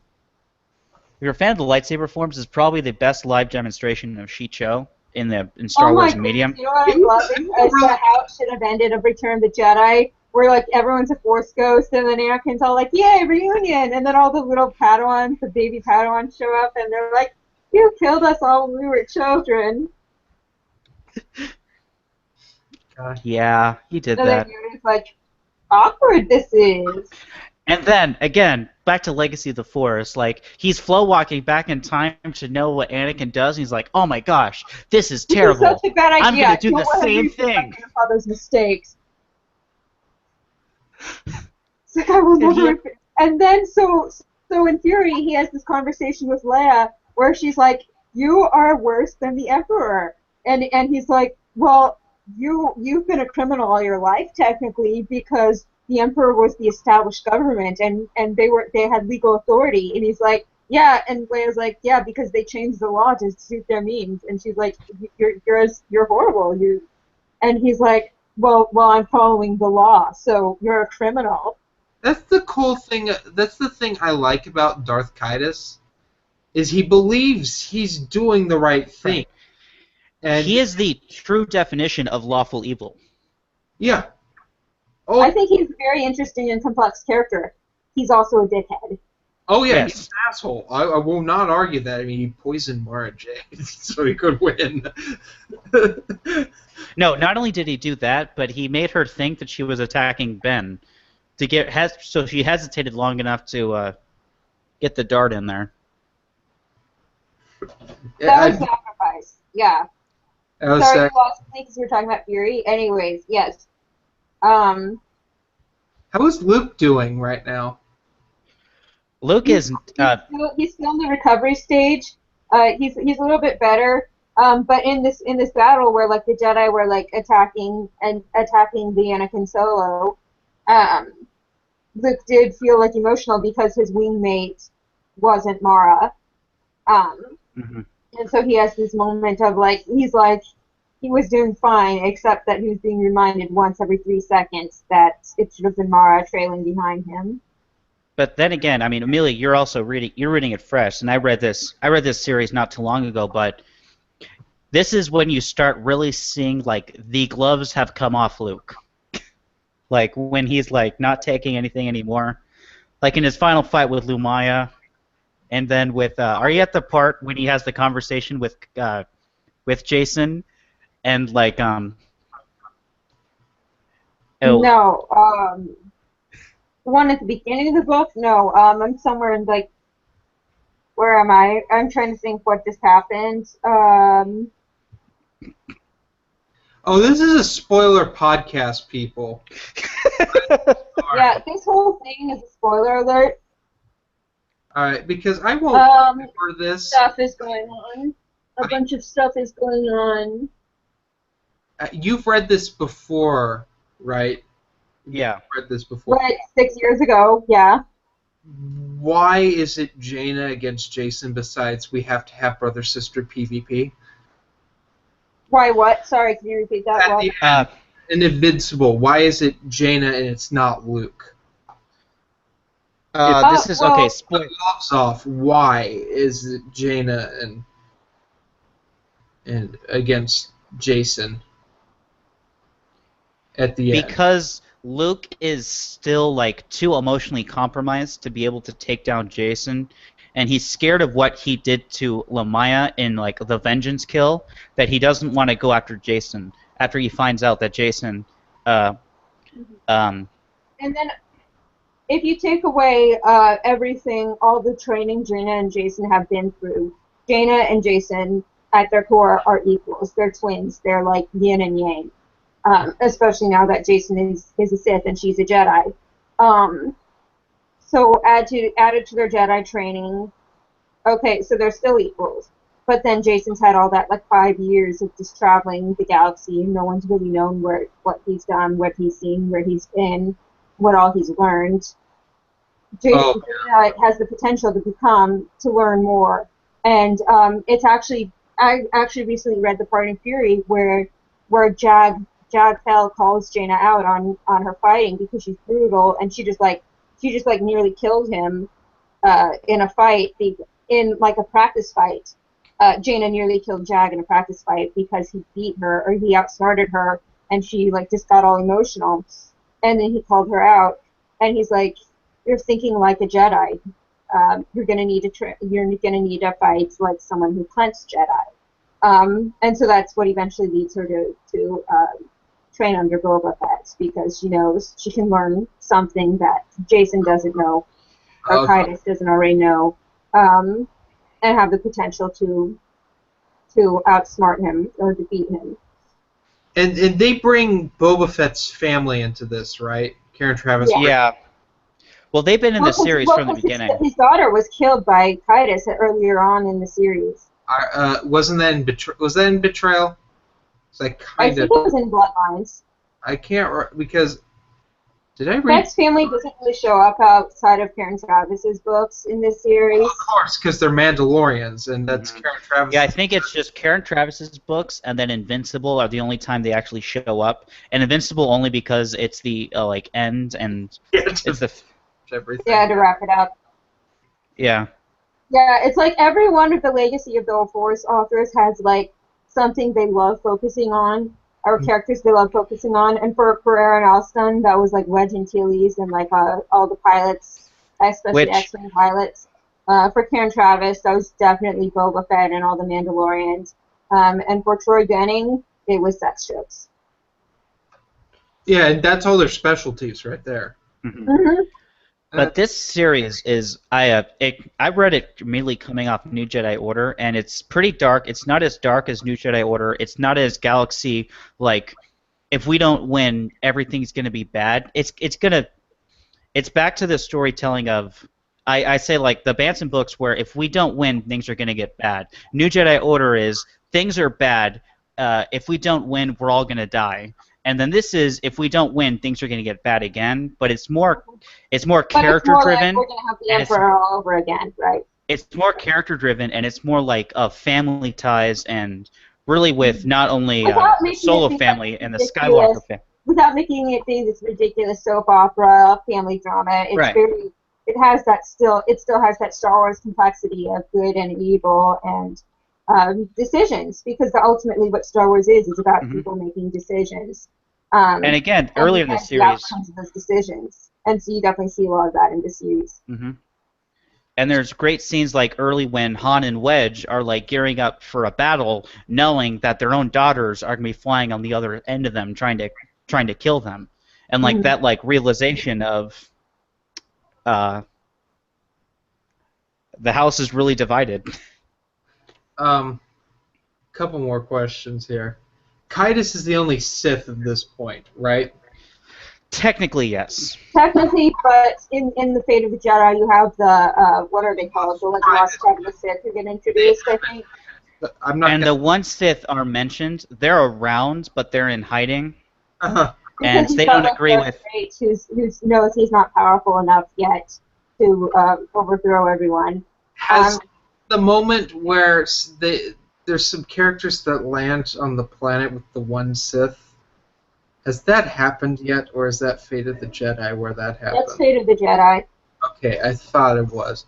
Because I'm not the one Sith, but like the Lost Tribe. No, the one Sith aren't until like the Legacy comic books. Yeah, I believe, that's when they really start taking shine. But they're in this. Alima meets the one Sith, and then they're kind of mentioned here and there in passing. Oh yeah, I encountered that earlier where Alima met them, and then what happened? No, Alima met some like Darksiders and then like killed them all. Or am I getting that mixed up with something else I read? Maybe. I know Alima met the one Sith, and then she like bargained with them, and then like they let her go for some reason. But they said that Vergier and Lumaya had met with them, but they didn't. But Crate didn't like their plan, so they were kind of working on their own. But they knew of, but Lumaya and Vergir and the One Sith knew of each other, but they just weren't working together because they had disagreements. Oh, you know what it is? It's I was getting it mixed up with like this Alliance. I had recently been reading that, and like one of the One Sith was hunting down like the holocron of an ancient Sith Lord, and like there were Darksiders in this cave. I don't remember all the characters' names right at the moment. That was what I was getting mixed up with. But like there are a bunch of Darksiders who had been breeding off this dark side energy for like centuries. They'd never been outside the cave, and like this one of the One Sith comes and like just kills them all. And then like this Sith gets revived and he kills him. That was a really good storyline. I love the Legacy comics. Well, I don't. I like that story in there. Yeah. Mm-hmm. See, now we have two people on this show who like Legacy. You know, that's fine. It's not my Civil War. It's not my favorite. I like KOTOR more. Again, you keep saying Legacy is bad, but you haven't finished it. You haven't even gotten the last 50 issues, and you haven't gotten to War, which is the best War miniseries Dark Horse ever did. I don't want it. Not right now. I'm going to read it after I finish The Road to Crucible. Anyway, back to what we're reading. After a 50-minute Legacy of the Force discussion. One more question. Darth Kitis is sucks. Darth Kitis is horrible. I do have. Yeah, his daughter is still like a hostage of him.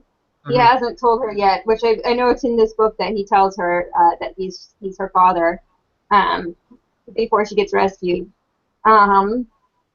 She's a hostage, and she kind of realizes this because, like it mentions like earlier in the book, like her mother's like, okay, if anyone ever takes you in like, and they're saying like you're protecting you in my place, there's like this special word, and she's like, and Alana's realized Jason hasn't used the special word. What do I do?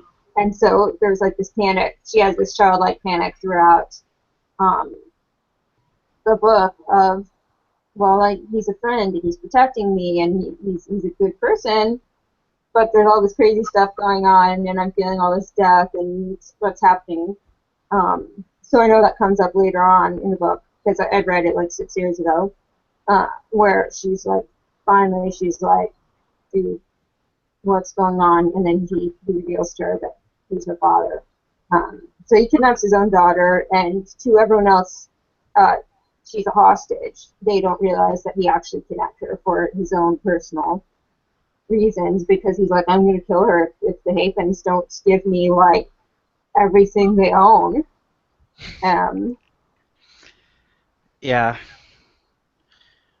Basically, you never really know if he would or wouldn't because you don't know what he isn't capable of or what he is capable of. Because he loves Alana, and that's very evident. But would he do it if it was a political? Would he do that if he would get the political advantage? I would say no, he wouldn't. Just after reading Invincible and how much of a crisis it was that Alana's life could have possibly been in danger at the end to him, I think that that was the one straw.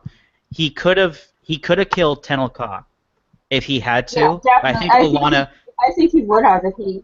I think after Inferno, I think he was fully capable of killing Tenel Ka. I think it would have completely destroyed the last bit of Jason inside of him, but I think he would have been capable of it. But I think Alana was the one thing he was fighting for, the one reason he fell to the dark side. That would be the only thing that he would never harm. But that's just my opinion. Has Admiral Dala shown up yet? I think she shows up at the very end of Invincible, right?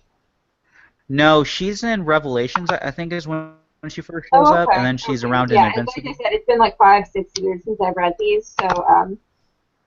Because I know what's coming. Yeah. And I'm reading that right now. I guess it's a good segue. I am reading Fate of the Jedi Abyss.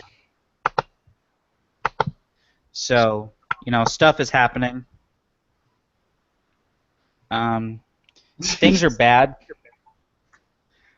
do I want to get into spoilers? Because I don't think Amelia hasn't. You haven't read Fate of the I Jedi, have haven't you? read Fate of the Jedi yet, and like I kind of know some of the details of what happened, but I've tried to avoid too much, even though I know like a shit ton of details.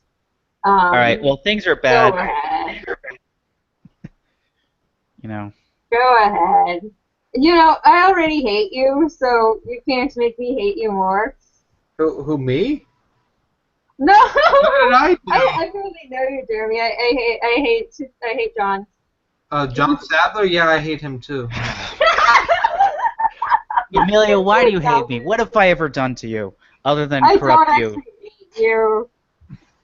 Other than corrupt you to the ways of the I'm stabbing? Give Us Legends. Yes. I was already a psycho stabber before.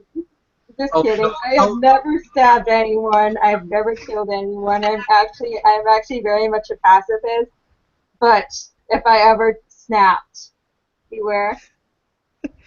So for those of you who don't know, it's kind of become an inside joke in the chat with myself, Bill, Brian, and Amelia, who's in it now, that we just like have an obsession with stabbing things. And we keep changing the chat name to like the various jokes of stabbing.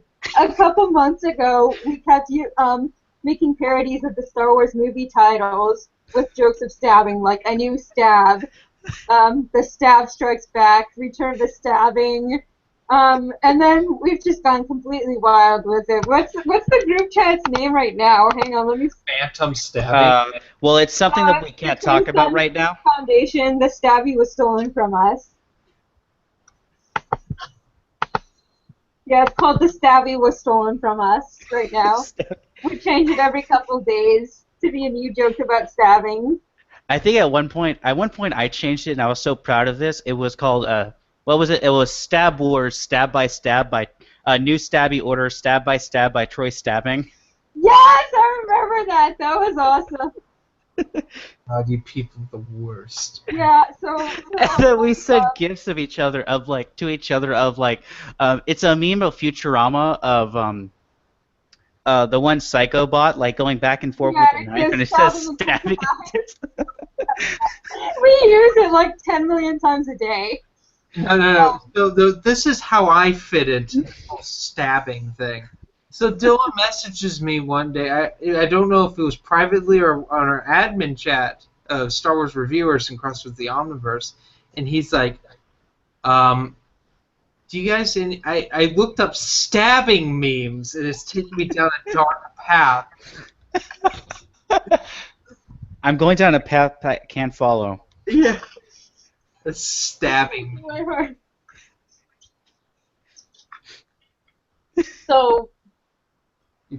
So a couple months ago, I changed everyone's name in the group chat to be like a Star Wars character name, but most of them had like stabbing jokes in them. So there's like, are you Dylan? Are you Ben Stabwalker or are you Cade? No, I'm Cade Stabwalker. Bill is Ben Stabwalker.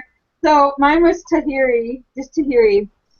And the other day, was it you? You changed my name to Tahiri. They stabbed my boyfriend Bayla. And then you changed it again, and it's Tahiri's stabby lightsaber. Tahiri's lightsaber of stabbing. Oh, Tahiri's lightsaber of stabbing. Yeah, one of our admins. I can't remember who it is, but one of them is Corin Badass Mother Cripper Horn. That's Bill. That's Brian. See, I've lost track of who is who because these are just the names that show up whenever they talk. Yeah, I'm easy to remember because I'm the only woman here. Story of my geek life. Oh wait, that's right. I'm not supposed to be able to talk to you. Whoops, that joke fell flat. No, we already. So yeah, all our names, like most of our names, have a stabbing joke in them. We make jokes about stabbing like every 2 seconds. Dylan, you learned how to talk to women last podcast when we had Reader on here. No, that was 2 podcasts ago, and Reader hardly ever talked on that podcast. That's true. She was overwhelmed. She's new to the EU, so she was a little overwhelmed. But that and we had like approximately 12 million people on that podcast. Oh my god, I had way too many people on there. It was fun though. Yeah, I think for now on, the max we'll ever do is 5. Well, we'll try to keep it around 3 or 4. It wasn't bad. I could do another 10. We should have Alec on here again. Oh my God, We no. should have the entire stabbing admins involved in one of these. And have Alec in here so I could have a drinking buddy, even though he can't drink. So, Jeremy, what I are you can reading? drink in 3 weeks. I'm reading a couple of things right now. Well, I'm listening to Aftermath Life Debt and rethinking my life choices. Let's go home and rethink your life. I know you have several firearms in the house, but you know there is a life is still good, worth living. You know, Dark Path, There are wonderful things to live for. yeah, well, it's like stabbing people. Yeah, seriously. I'm reading the Marvel comics, the original Marvel comics. I'm on issue 17 of those. So I'm still in the first omnibus, big Marvel omnibus. And I'm reading Darth Bane: Path of Destruction. That's a really good book. It is. It's a lot more graphic than I thought it was. He bit off the dude's thumb. Mm-hmm. It's Those books a are kind of between PG-13 and rated R. I'm at the point where Star Wars stuff. he's committed mutiny, and he's going to attack the comm station on his own terms. So I'm not that far in it. It's a good book to read when you're angry at someone. Twisted. Oh. Don't make me use force choke. Okay, so one time, like about a year or so ago, when a certain special person who will remain unnamed Darth Grosser is his name. Special is a word. was like, I'll give you a hint. Never mind. I'll just tell you guys who it was. He's like, I connect with Darth Bane because my father totally hates me, and this guy's like 13 or 14. He's like, my father hates me, and so like they connect with all that rage and emo, Sithness, kill everyone. It's like,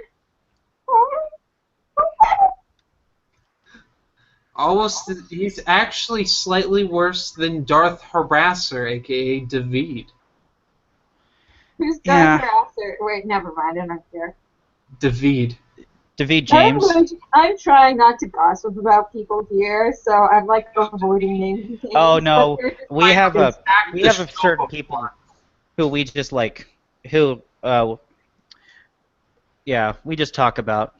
I hate. He treated Dylan like crap. And he should have been. Yeah, you actually hate him more than I do, and I was the one that had to deal with him for 6 months. Well, it's because of how his stupid passive-aggressive letter he sent you, but he should have sent it to me.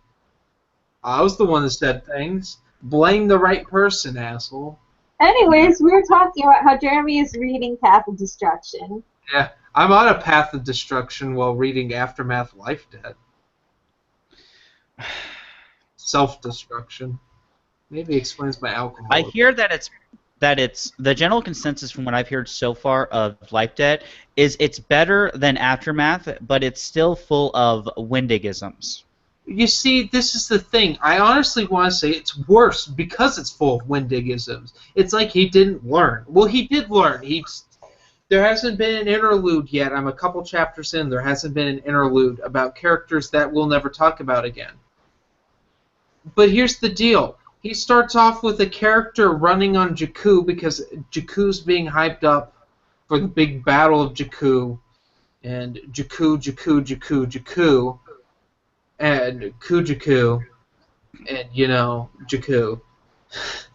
And this is how it starts. The boy runs. He's barefoot. But he runs, and it doesn't hurt his feet. And he runs. He runs. The boy runs on the ship, and he runs, and it's like, shut up. And then it cuts to the book. Cuts to the actual story. And it's so stupid. Just I don't want to read it, but I have to. Is Aftermath Empire's End going to be a canon rant at this point? It might be a video of me just dead on the floor. Like I'll have like a family member take a picture and they'll be up for 20 minutes in a video. And it's just me dead, surrounded by beer bottles because I drank myself to death. What are you fanning at me with? No, I was hitting myself with Invincible because you were talking about Chuck Winter. Okay, this is. I think you Even though talking you don't about like, killing more brain cells than me hitting myself with this book. even though you don't like Troy Denning. Wait, I didn't say I don't like Troy Denning. I'm saying I think he has issues. Yeah. That's a callback to a conversation. I think a lot of his contributions to the Star Wars universe were amazing, but I think he, I was telling the stabby people the other day, he makes more sex jokes than a 12-year-old boy.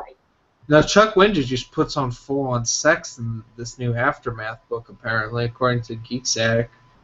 Well, I mean, I'm looking forward to the first porn Star Wars book. well, I mean, there's a scene in Invincible.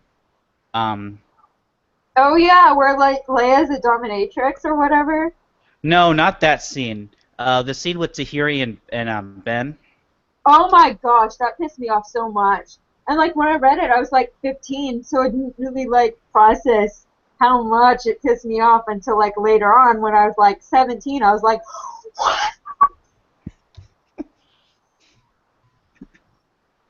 That bothers me, and I haven't even read it. Well, 'cause she's like 30-something, and Ben's like And then fucking 14 years old. And she's like trying to. Yeah, Ben's a kid. I mean, he's probably the luckiest kid ever, but I mean. No, he actually doesn't go for it either because he realizes what she's doing because she's trying to get information out of him and. Mm-hmm. Oh, that's even worse. Oh, that But is. yeah, he's like 14 and she's like 30. No. And see, that's what made him rage quit, guys. That's what made him rage quit. No, what made him rage quit was something. He rage quits at that. I've been this disappointed since no one did that. Sent me that 9/11 video. Where you literally you really said no. You hung up this. You walked away from your computer and somehow hung up the Skype call. And then Nolan and I are just like, I think we broke Jeremy. I had to go upstairs to get a glass of water and sit with my mother. Oh my goodness. Position. Drink my water. Anyway, back Yes, to what happens in Invincible, and it made me so mad. Oh yeah, and I recently like read someone's review of one of the Fate of the Jedi books where they were like really bothered by this one scene with like Ben and like the Sith girl because it was like borderline abusive. And I can't remember all the circumstances of it, but he was being like super controlling and like and they're like alternating between like flirting and like abusing each other, and it's like, what the fuck? They're like 16. But well, again, Ben has not had the most stable adolescent years, I should say. If you've read they were at war when he was born. In the worst war the galaxy's ever had. And then his nephew, his cousin made him like want to actually be, use the Force again.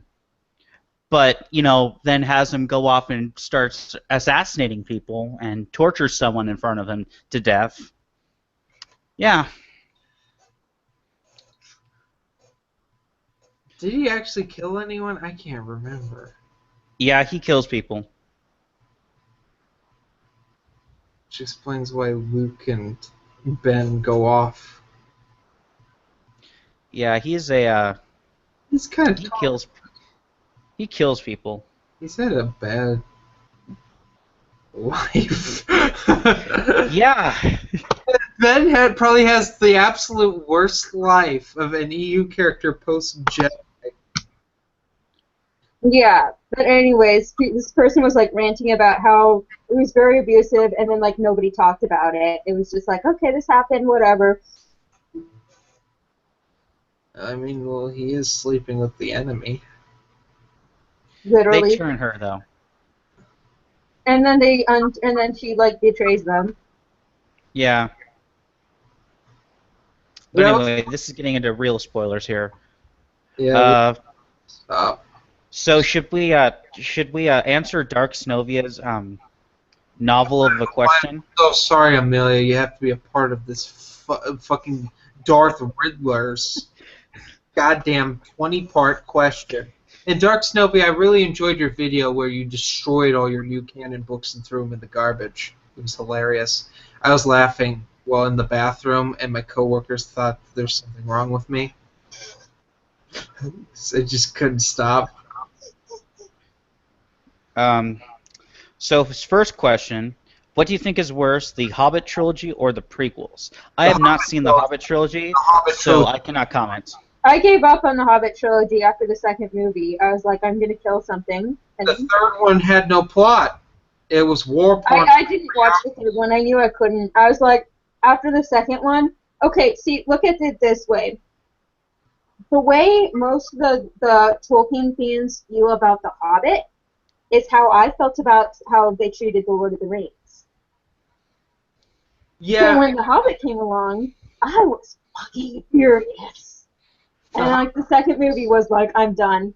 I am using black magic and resurrecting Tolkien from the dead so he can murder Peter Jackson. Obviously, I'm not that psycho, so I didn't. But I was fucking pissed. See, I'm the same way. I do enjoy the Lord of the Rings trilogy on a basic level. And I've talked with fan, it's like, what are you guys doing? Stop.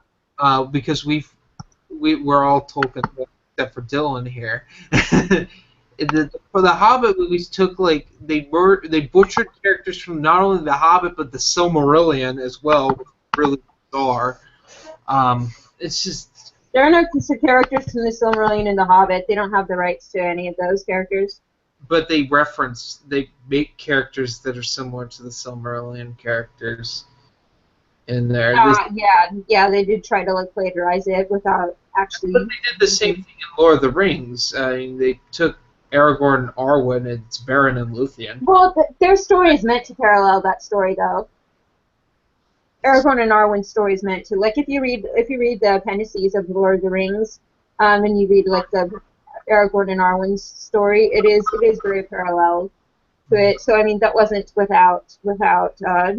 It's just so bad in the movies. That's reason. Those are the worst parts of those movies.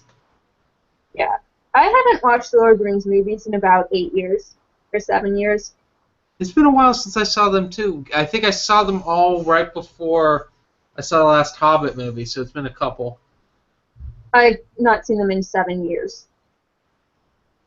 Yeah, so I was like 13 when I last watched them. 13 or 14 when I last watched them. They piss me off. I don't think they're horrible movies themselves, but as a book fan, it's like they just took the story and used a rough outline of it. The Hobbit, they just completely went off the deep end, and I was like, bye, Felicia.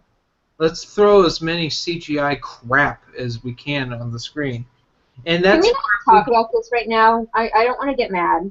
But by far, it's the Hobbit trilogy is worse than the prequels. Okay, yeah, let's leave it at that then. The prequels had a lot of good stuff.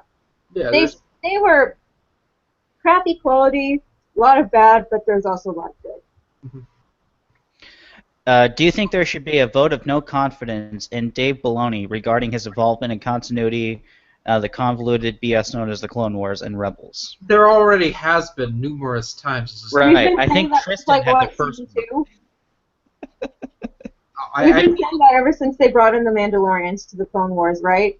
You know, secretly, I think Leland Shee did, and then no one listened to him because they were paid off. And then Leland she just said, you know what, screw it, I'm just going to let him finish it, and then I'm going to fix everything later. And thank God for that Fantasy Flight core rulebook for Force and Destiny. Because boy, did that fix everything. It really did. What else? This next question. I know I asked Matt about this, but how drastically different do you think the Star Wars Expanded Universe would have been if Anakin Solo had lived and it had been Jason that died in Star by Star? Do you Ooh. think he would have fallen victim to the dark side? No, No. because I their think original. that Anakin Solo was inherently pure, and uncorruptible. I mean, no one's like completely beyond corruption, but I think he had this inherent purity about him that, and not like it really in like a religious or spiritual sense, but like he was just composed of goodness Mm-hmm. going through, and like yes, he had his flaws and made mistakes, but I think at his core, um, he was someone who just had this. It's hard to put my fingers on. I think there's a really good Jana quote about this. I'll see if I can find it in my million quotes on my page. I'll get back to you if I can find the quote. Here's Well, what I think- I believe would have happened. Jaina would have fallen to the dark side. Yeah, that was their original plan. Because that was the original I think plan. if had died, Jana would have become. And Anakin would have had to step up, and I believe eventually Anakin Solo would have been the Grand Master of the Jedi Order.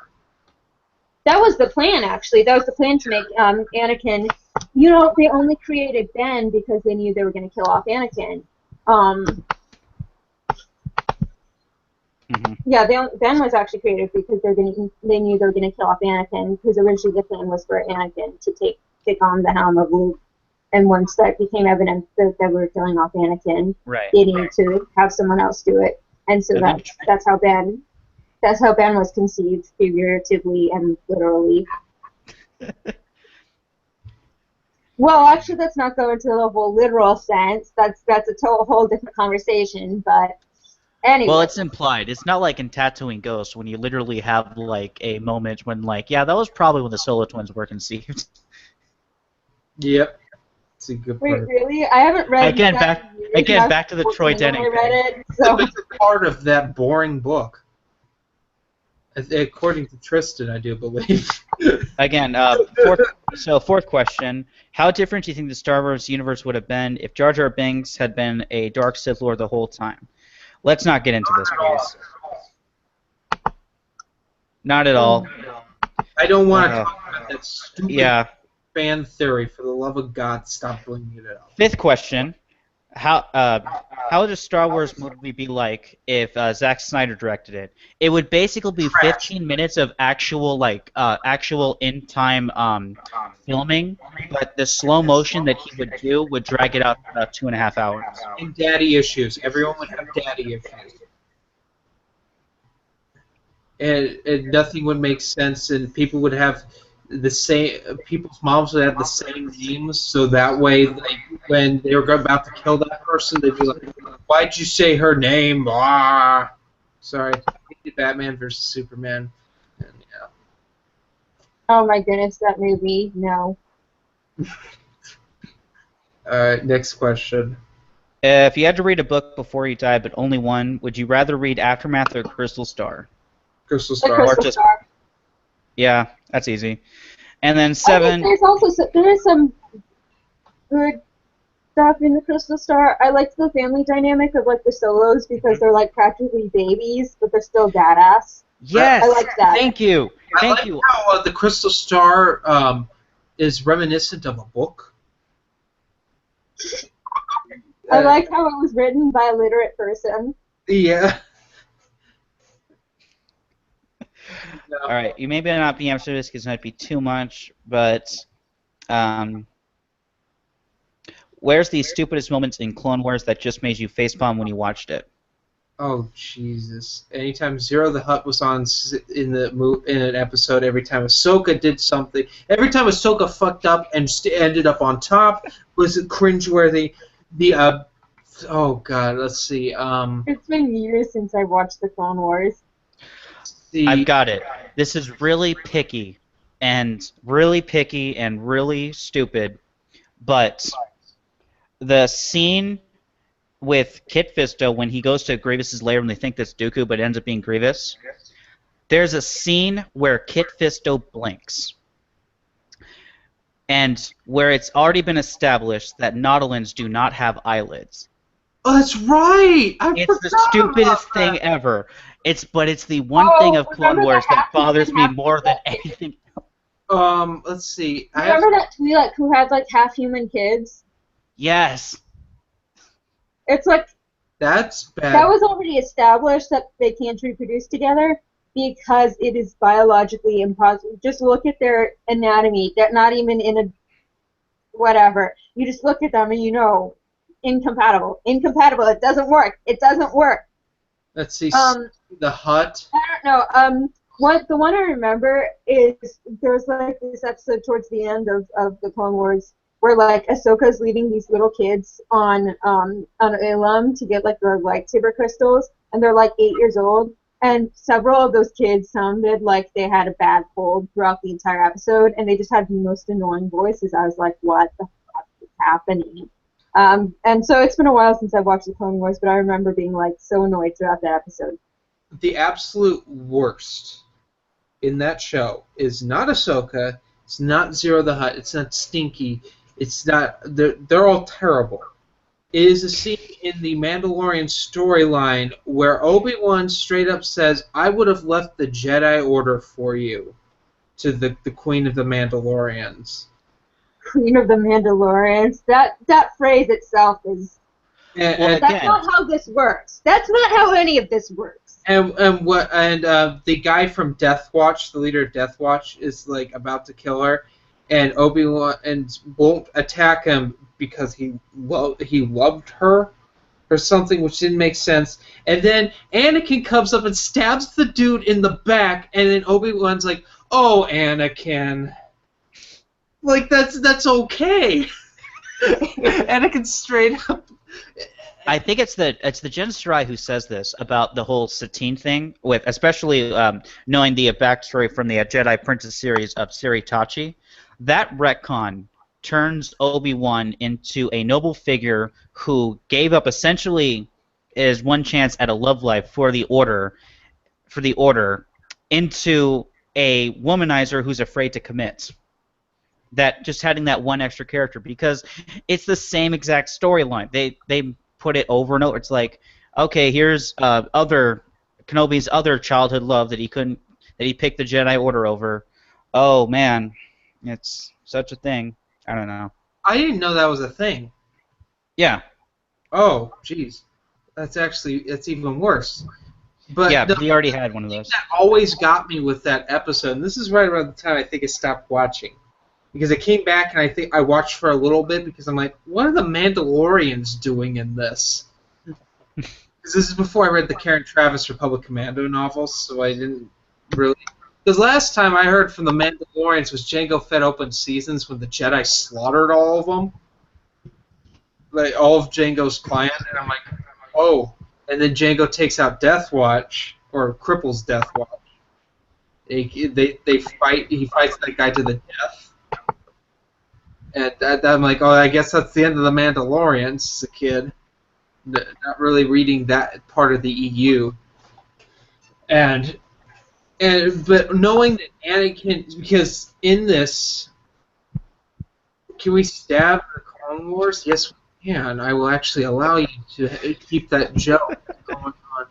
But the thing with it is, okay, Anakin's committed several atrocities at this point in the Clone Wars timeline. Starting, he slaughtered all the Tusken Raiders in Attack of the Clones. He choked that guy on Jabim. He almost killed the Shade Het. Oh wait, he also tried to bring up that Jedi who was dying. He tried to save her, but horribly murdered her. Mm-hmm. You see, the timeline's so fucked up at this point. And what he did to the Techno Union guy. Yeah, and the whole my powers have doubled since the last time we met, Count. And you mean 2 days ago? Yeah, seriously. He keeps fighting Count Dooku. It's like, you can't keep doing this. You see, Filoni's Clone Wars could have worked if they used Count Dooku's Sith acolytes that were established in the comics. That could have worked. And like, but I can't reference other people's material because I'm better. I mean, they brought Quinlan Voss, who was a big part of that Sith acolyte storyline, and during the Republic comics, Quinlan Voss shows up, and he was actually one of them. Um, but the thing is, like, oh yeah, he tortured Ventress and knocked her eye out. Which that Filoni ignores that too. Do you remember? Did you ever? Did either of you ever read the Republic comics? No, you're asking the wrong person. I didn't actually read much of the prequel era. There are not really many books in the prequel era I got into. Let me just say, because of Dark Horse, the Clone Wars were absolutely brutal. The whole goal was to be war is hell, and it was absolutely gritty. Jedi died left and right. They established people you really cared about, and they died. People you knew from from earlier in the Republic comics just went to the dark side and joined Count Dooku.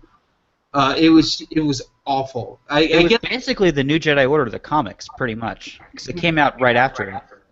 Yeah, well, kind of during the end of New Jedi Order. This was happening. You had Dirge, who was a Jedi killer. Ventress was a Jedi killer. Dirge threw someone in lava. Like, he legit picked a Jedi up over his head and slammed them into lava and let them melt. Oh yeah, also another Anakin atrocity. He threw Dirge into a sun. That happened. But that's what finally killed Dirge, I think this guy needs anger management classes. Who, Anakin? Wait, was this Anakin you were talking about? Sorry, I lost. Yeah. Yeah. Anakin needs a lot more than just He needs to be locked I think he needs away. to take like yoga, and like drink lots of tea. I can't even. He just he just did horrible things. He did a lot of them because he thought Obi-Wan was dead. That's a storyline at one point on Jabim. Yeah. Oh yeah, it was just heinous. So Yeah. we've been going for 2 hours and we still haven't talked about Vote. Do we have any more questions? No, that was the last one. Okay. Vote Jana. Vote Jana. Vote Jana for Black Series. Yeah, it should come out. We actually should get the fan poll by the 18th, Monday, which right? is Monday. Mm-hmm. Yeah. Someone was asking I've been me about myself that. and Someone was asking me about that earlier on my page. So yes, in answer to the question, that person's question, yeah, it will be released on StarWars.com on Monday. And according to most of the fan sites that released their list, their top 6 finalists. Jana was on all of them, right? All the sites that was. yeah, I actually have the numbers right here. Myself and some others. Brian Federer, shout out to you, and the who did a lot of the groundwork on this, as well as I forget his name, but someone in the Alliance who found a lot of these as well. We have, of the 19 places that had to vote, we have all but 3 of them. Or sorry, 18 places, we have all but 3 of them, so we have 15 of them. We compiled all of the list together, and we're tallying them 2 ways, either by number of appearances on the lists and weighted appearances. So the higher up in the list you are, the more points that you get. Going by the number of times that you're in the list, Jana Solo is currently in the lead with 9 appearances. The next one is a tie between Hera, who they've announced is going to be a character anyway, so she's not going to make the final poll. Starkiller, Darth Talon, and Mara with 7. Lando is at 6. And then the next Gamorrean Guard is in 5. And it pretty much all drops off from there, with Rey, who they already have and Grievous, who they already have figures for, at 3, and Dengar's the next at 3. If you take a look at weighted, Bliss appearances where you basically get 6 points for being the number 1 on a list, 5 for number 2, and so on and so on. This math Jana is is in my the brain. Jana is at 47 at first. Star Killer is at I'm hearing all 34. these numbers. My brain's gonna explode. Please Mars just at tell us. Please just use regular people language. Mars at 26, Talon's at 24, Hera's at 24. Again, she's not going to be in there. Gamorrean Guard and Royal Guard are both at Lando's at 21. Gamorrean Guard and the Imperial Royal Guard are both at 15.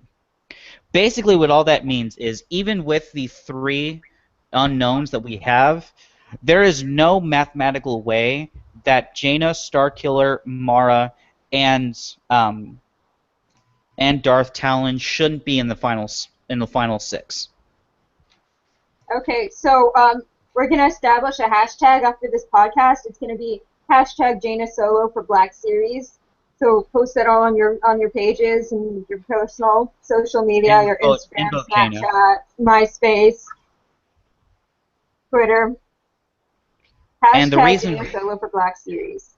And the reason of the 4 characters that we're going with Jaina is a few things. One, she is a badass motherfucker. Yes, but the big one is with the EU characters, as many as we have, there's a possibility that if we don't promote one character, there'll be a split vote, and we'll eventually be canceling each other's votes out, and one of the non-expanded universe characters will win.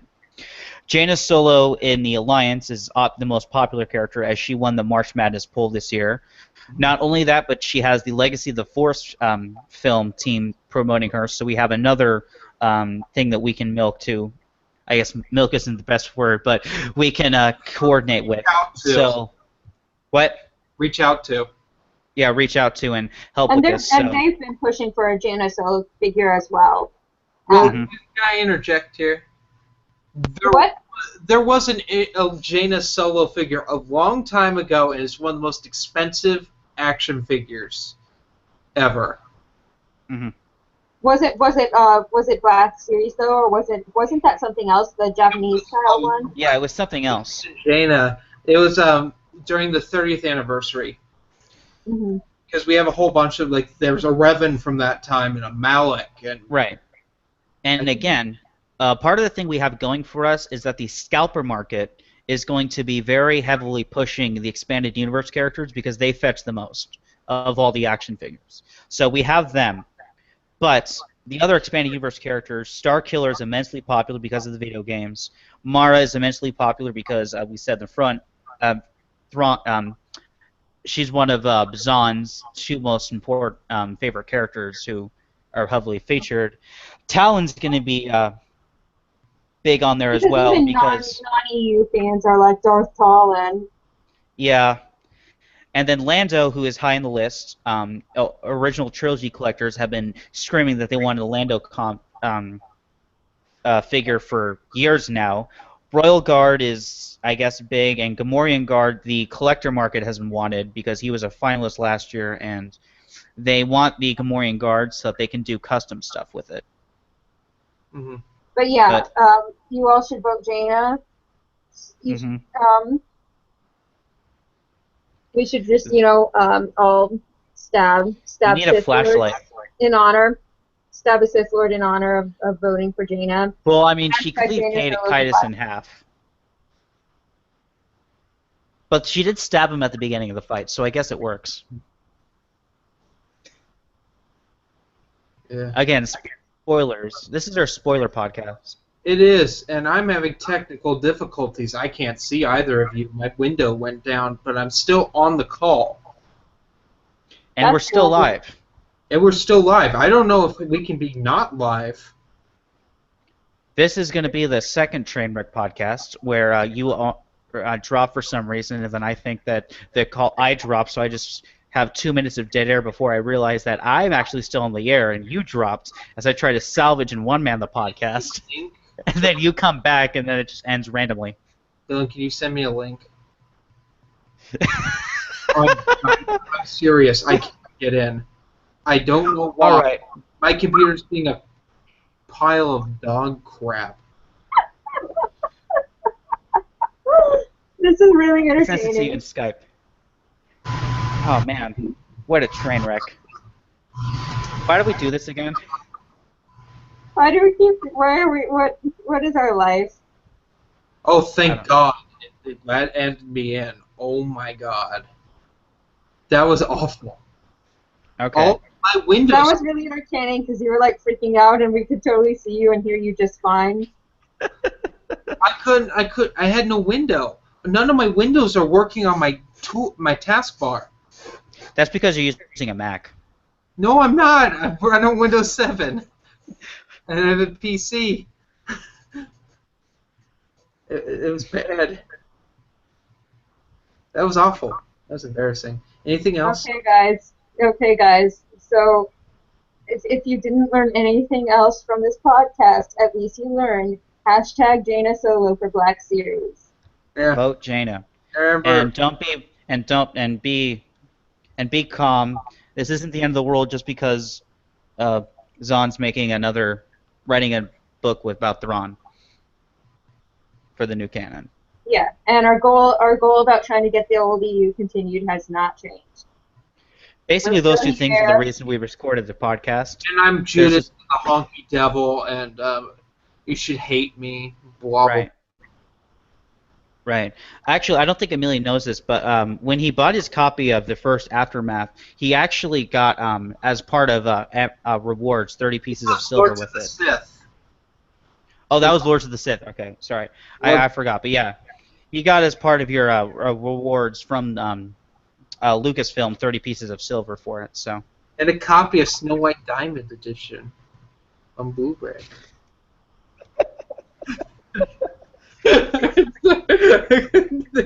Okay, everyone. I think we should end this here, but yeah, vote for Jana, stab a Sith Lord in honor. I'll stab Darth Harasser and Darth Grosher. I won't stab anyone. Metaphorically speaking, I would never actually stab someone. Yeah. That's why. He's going to stab me on our trip to Gen Con. Oh yeah, check us out if you're going to be at Gen Con. Win a date with Dylan. Oh my God, we're not doing this. I'm going to try to convince Dylan. Please end this right now. Please. Matt Wilkins, myself, Mikey from Saturday Morning Samaflange. You know, he's not coming. Or he's not going to be with us. He's not going to be with us. End the podcast. Yeah, let's end it. Okay, vote Jana. Vote Jana. Vote Jana. You know, have a nice day.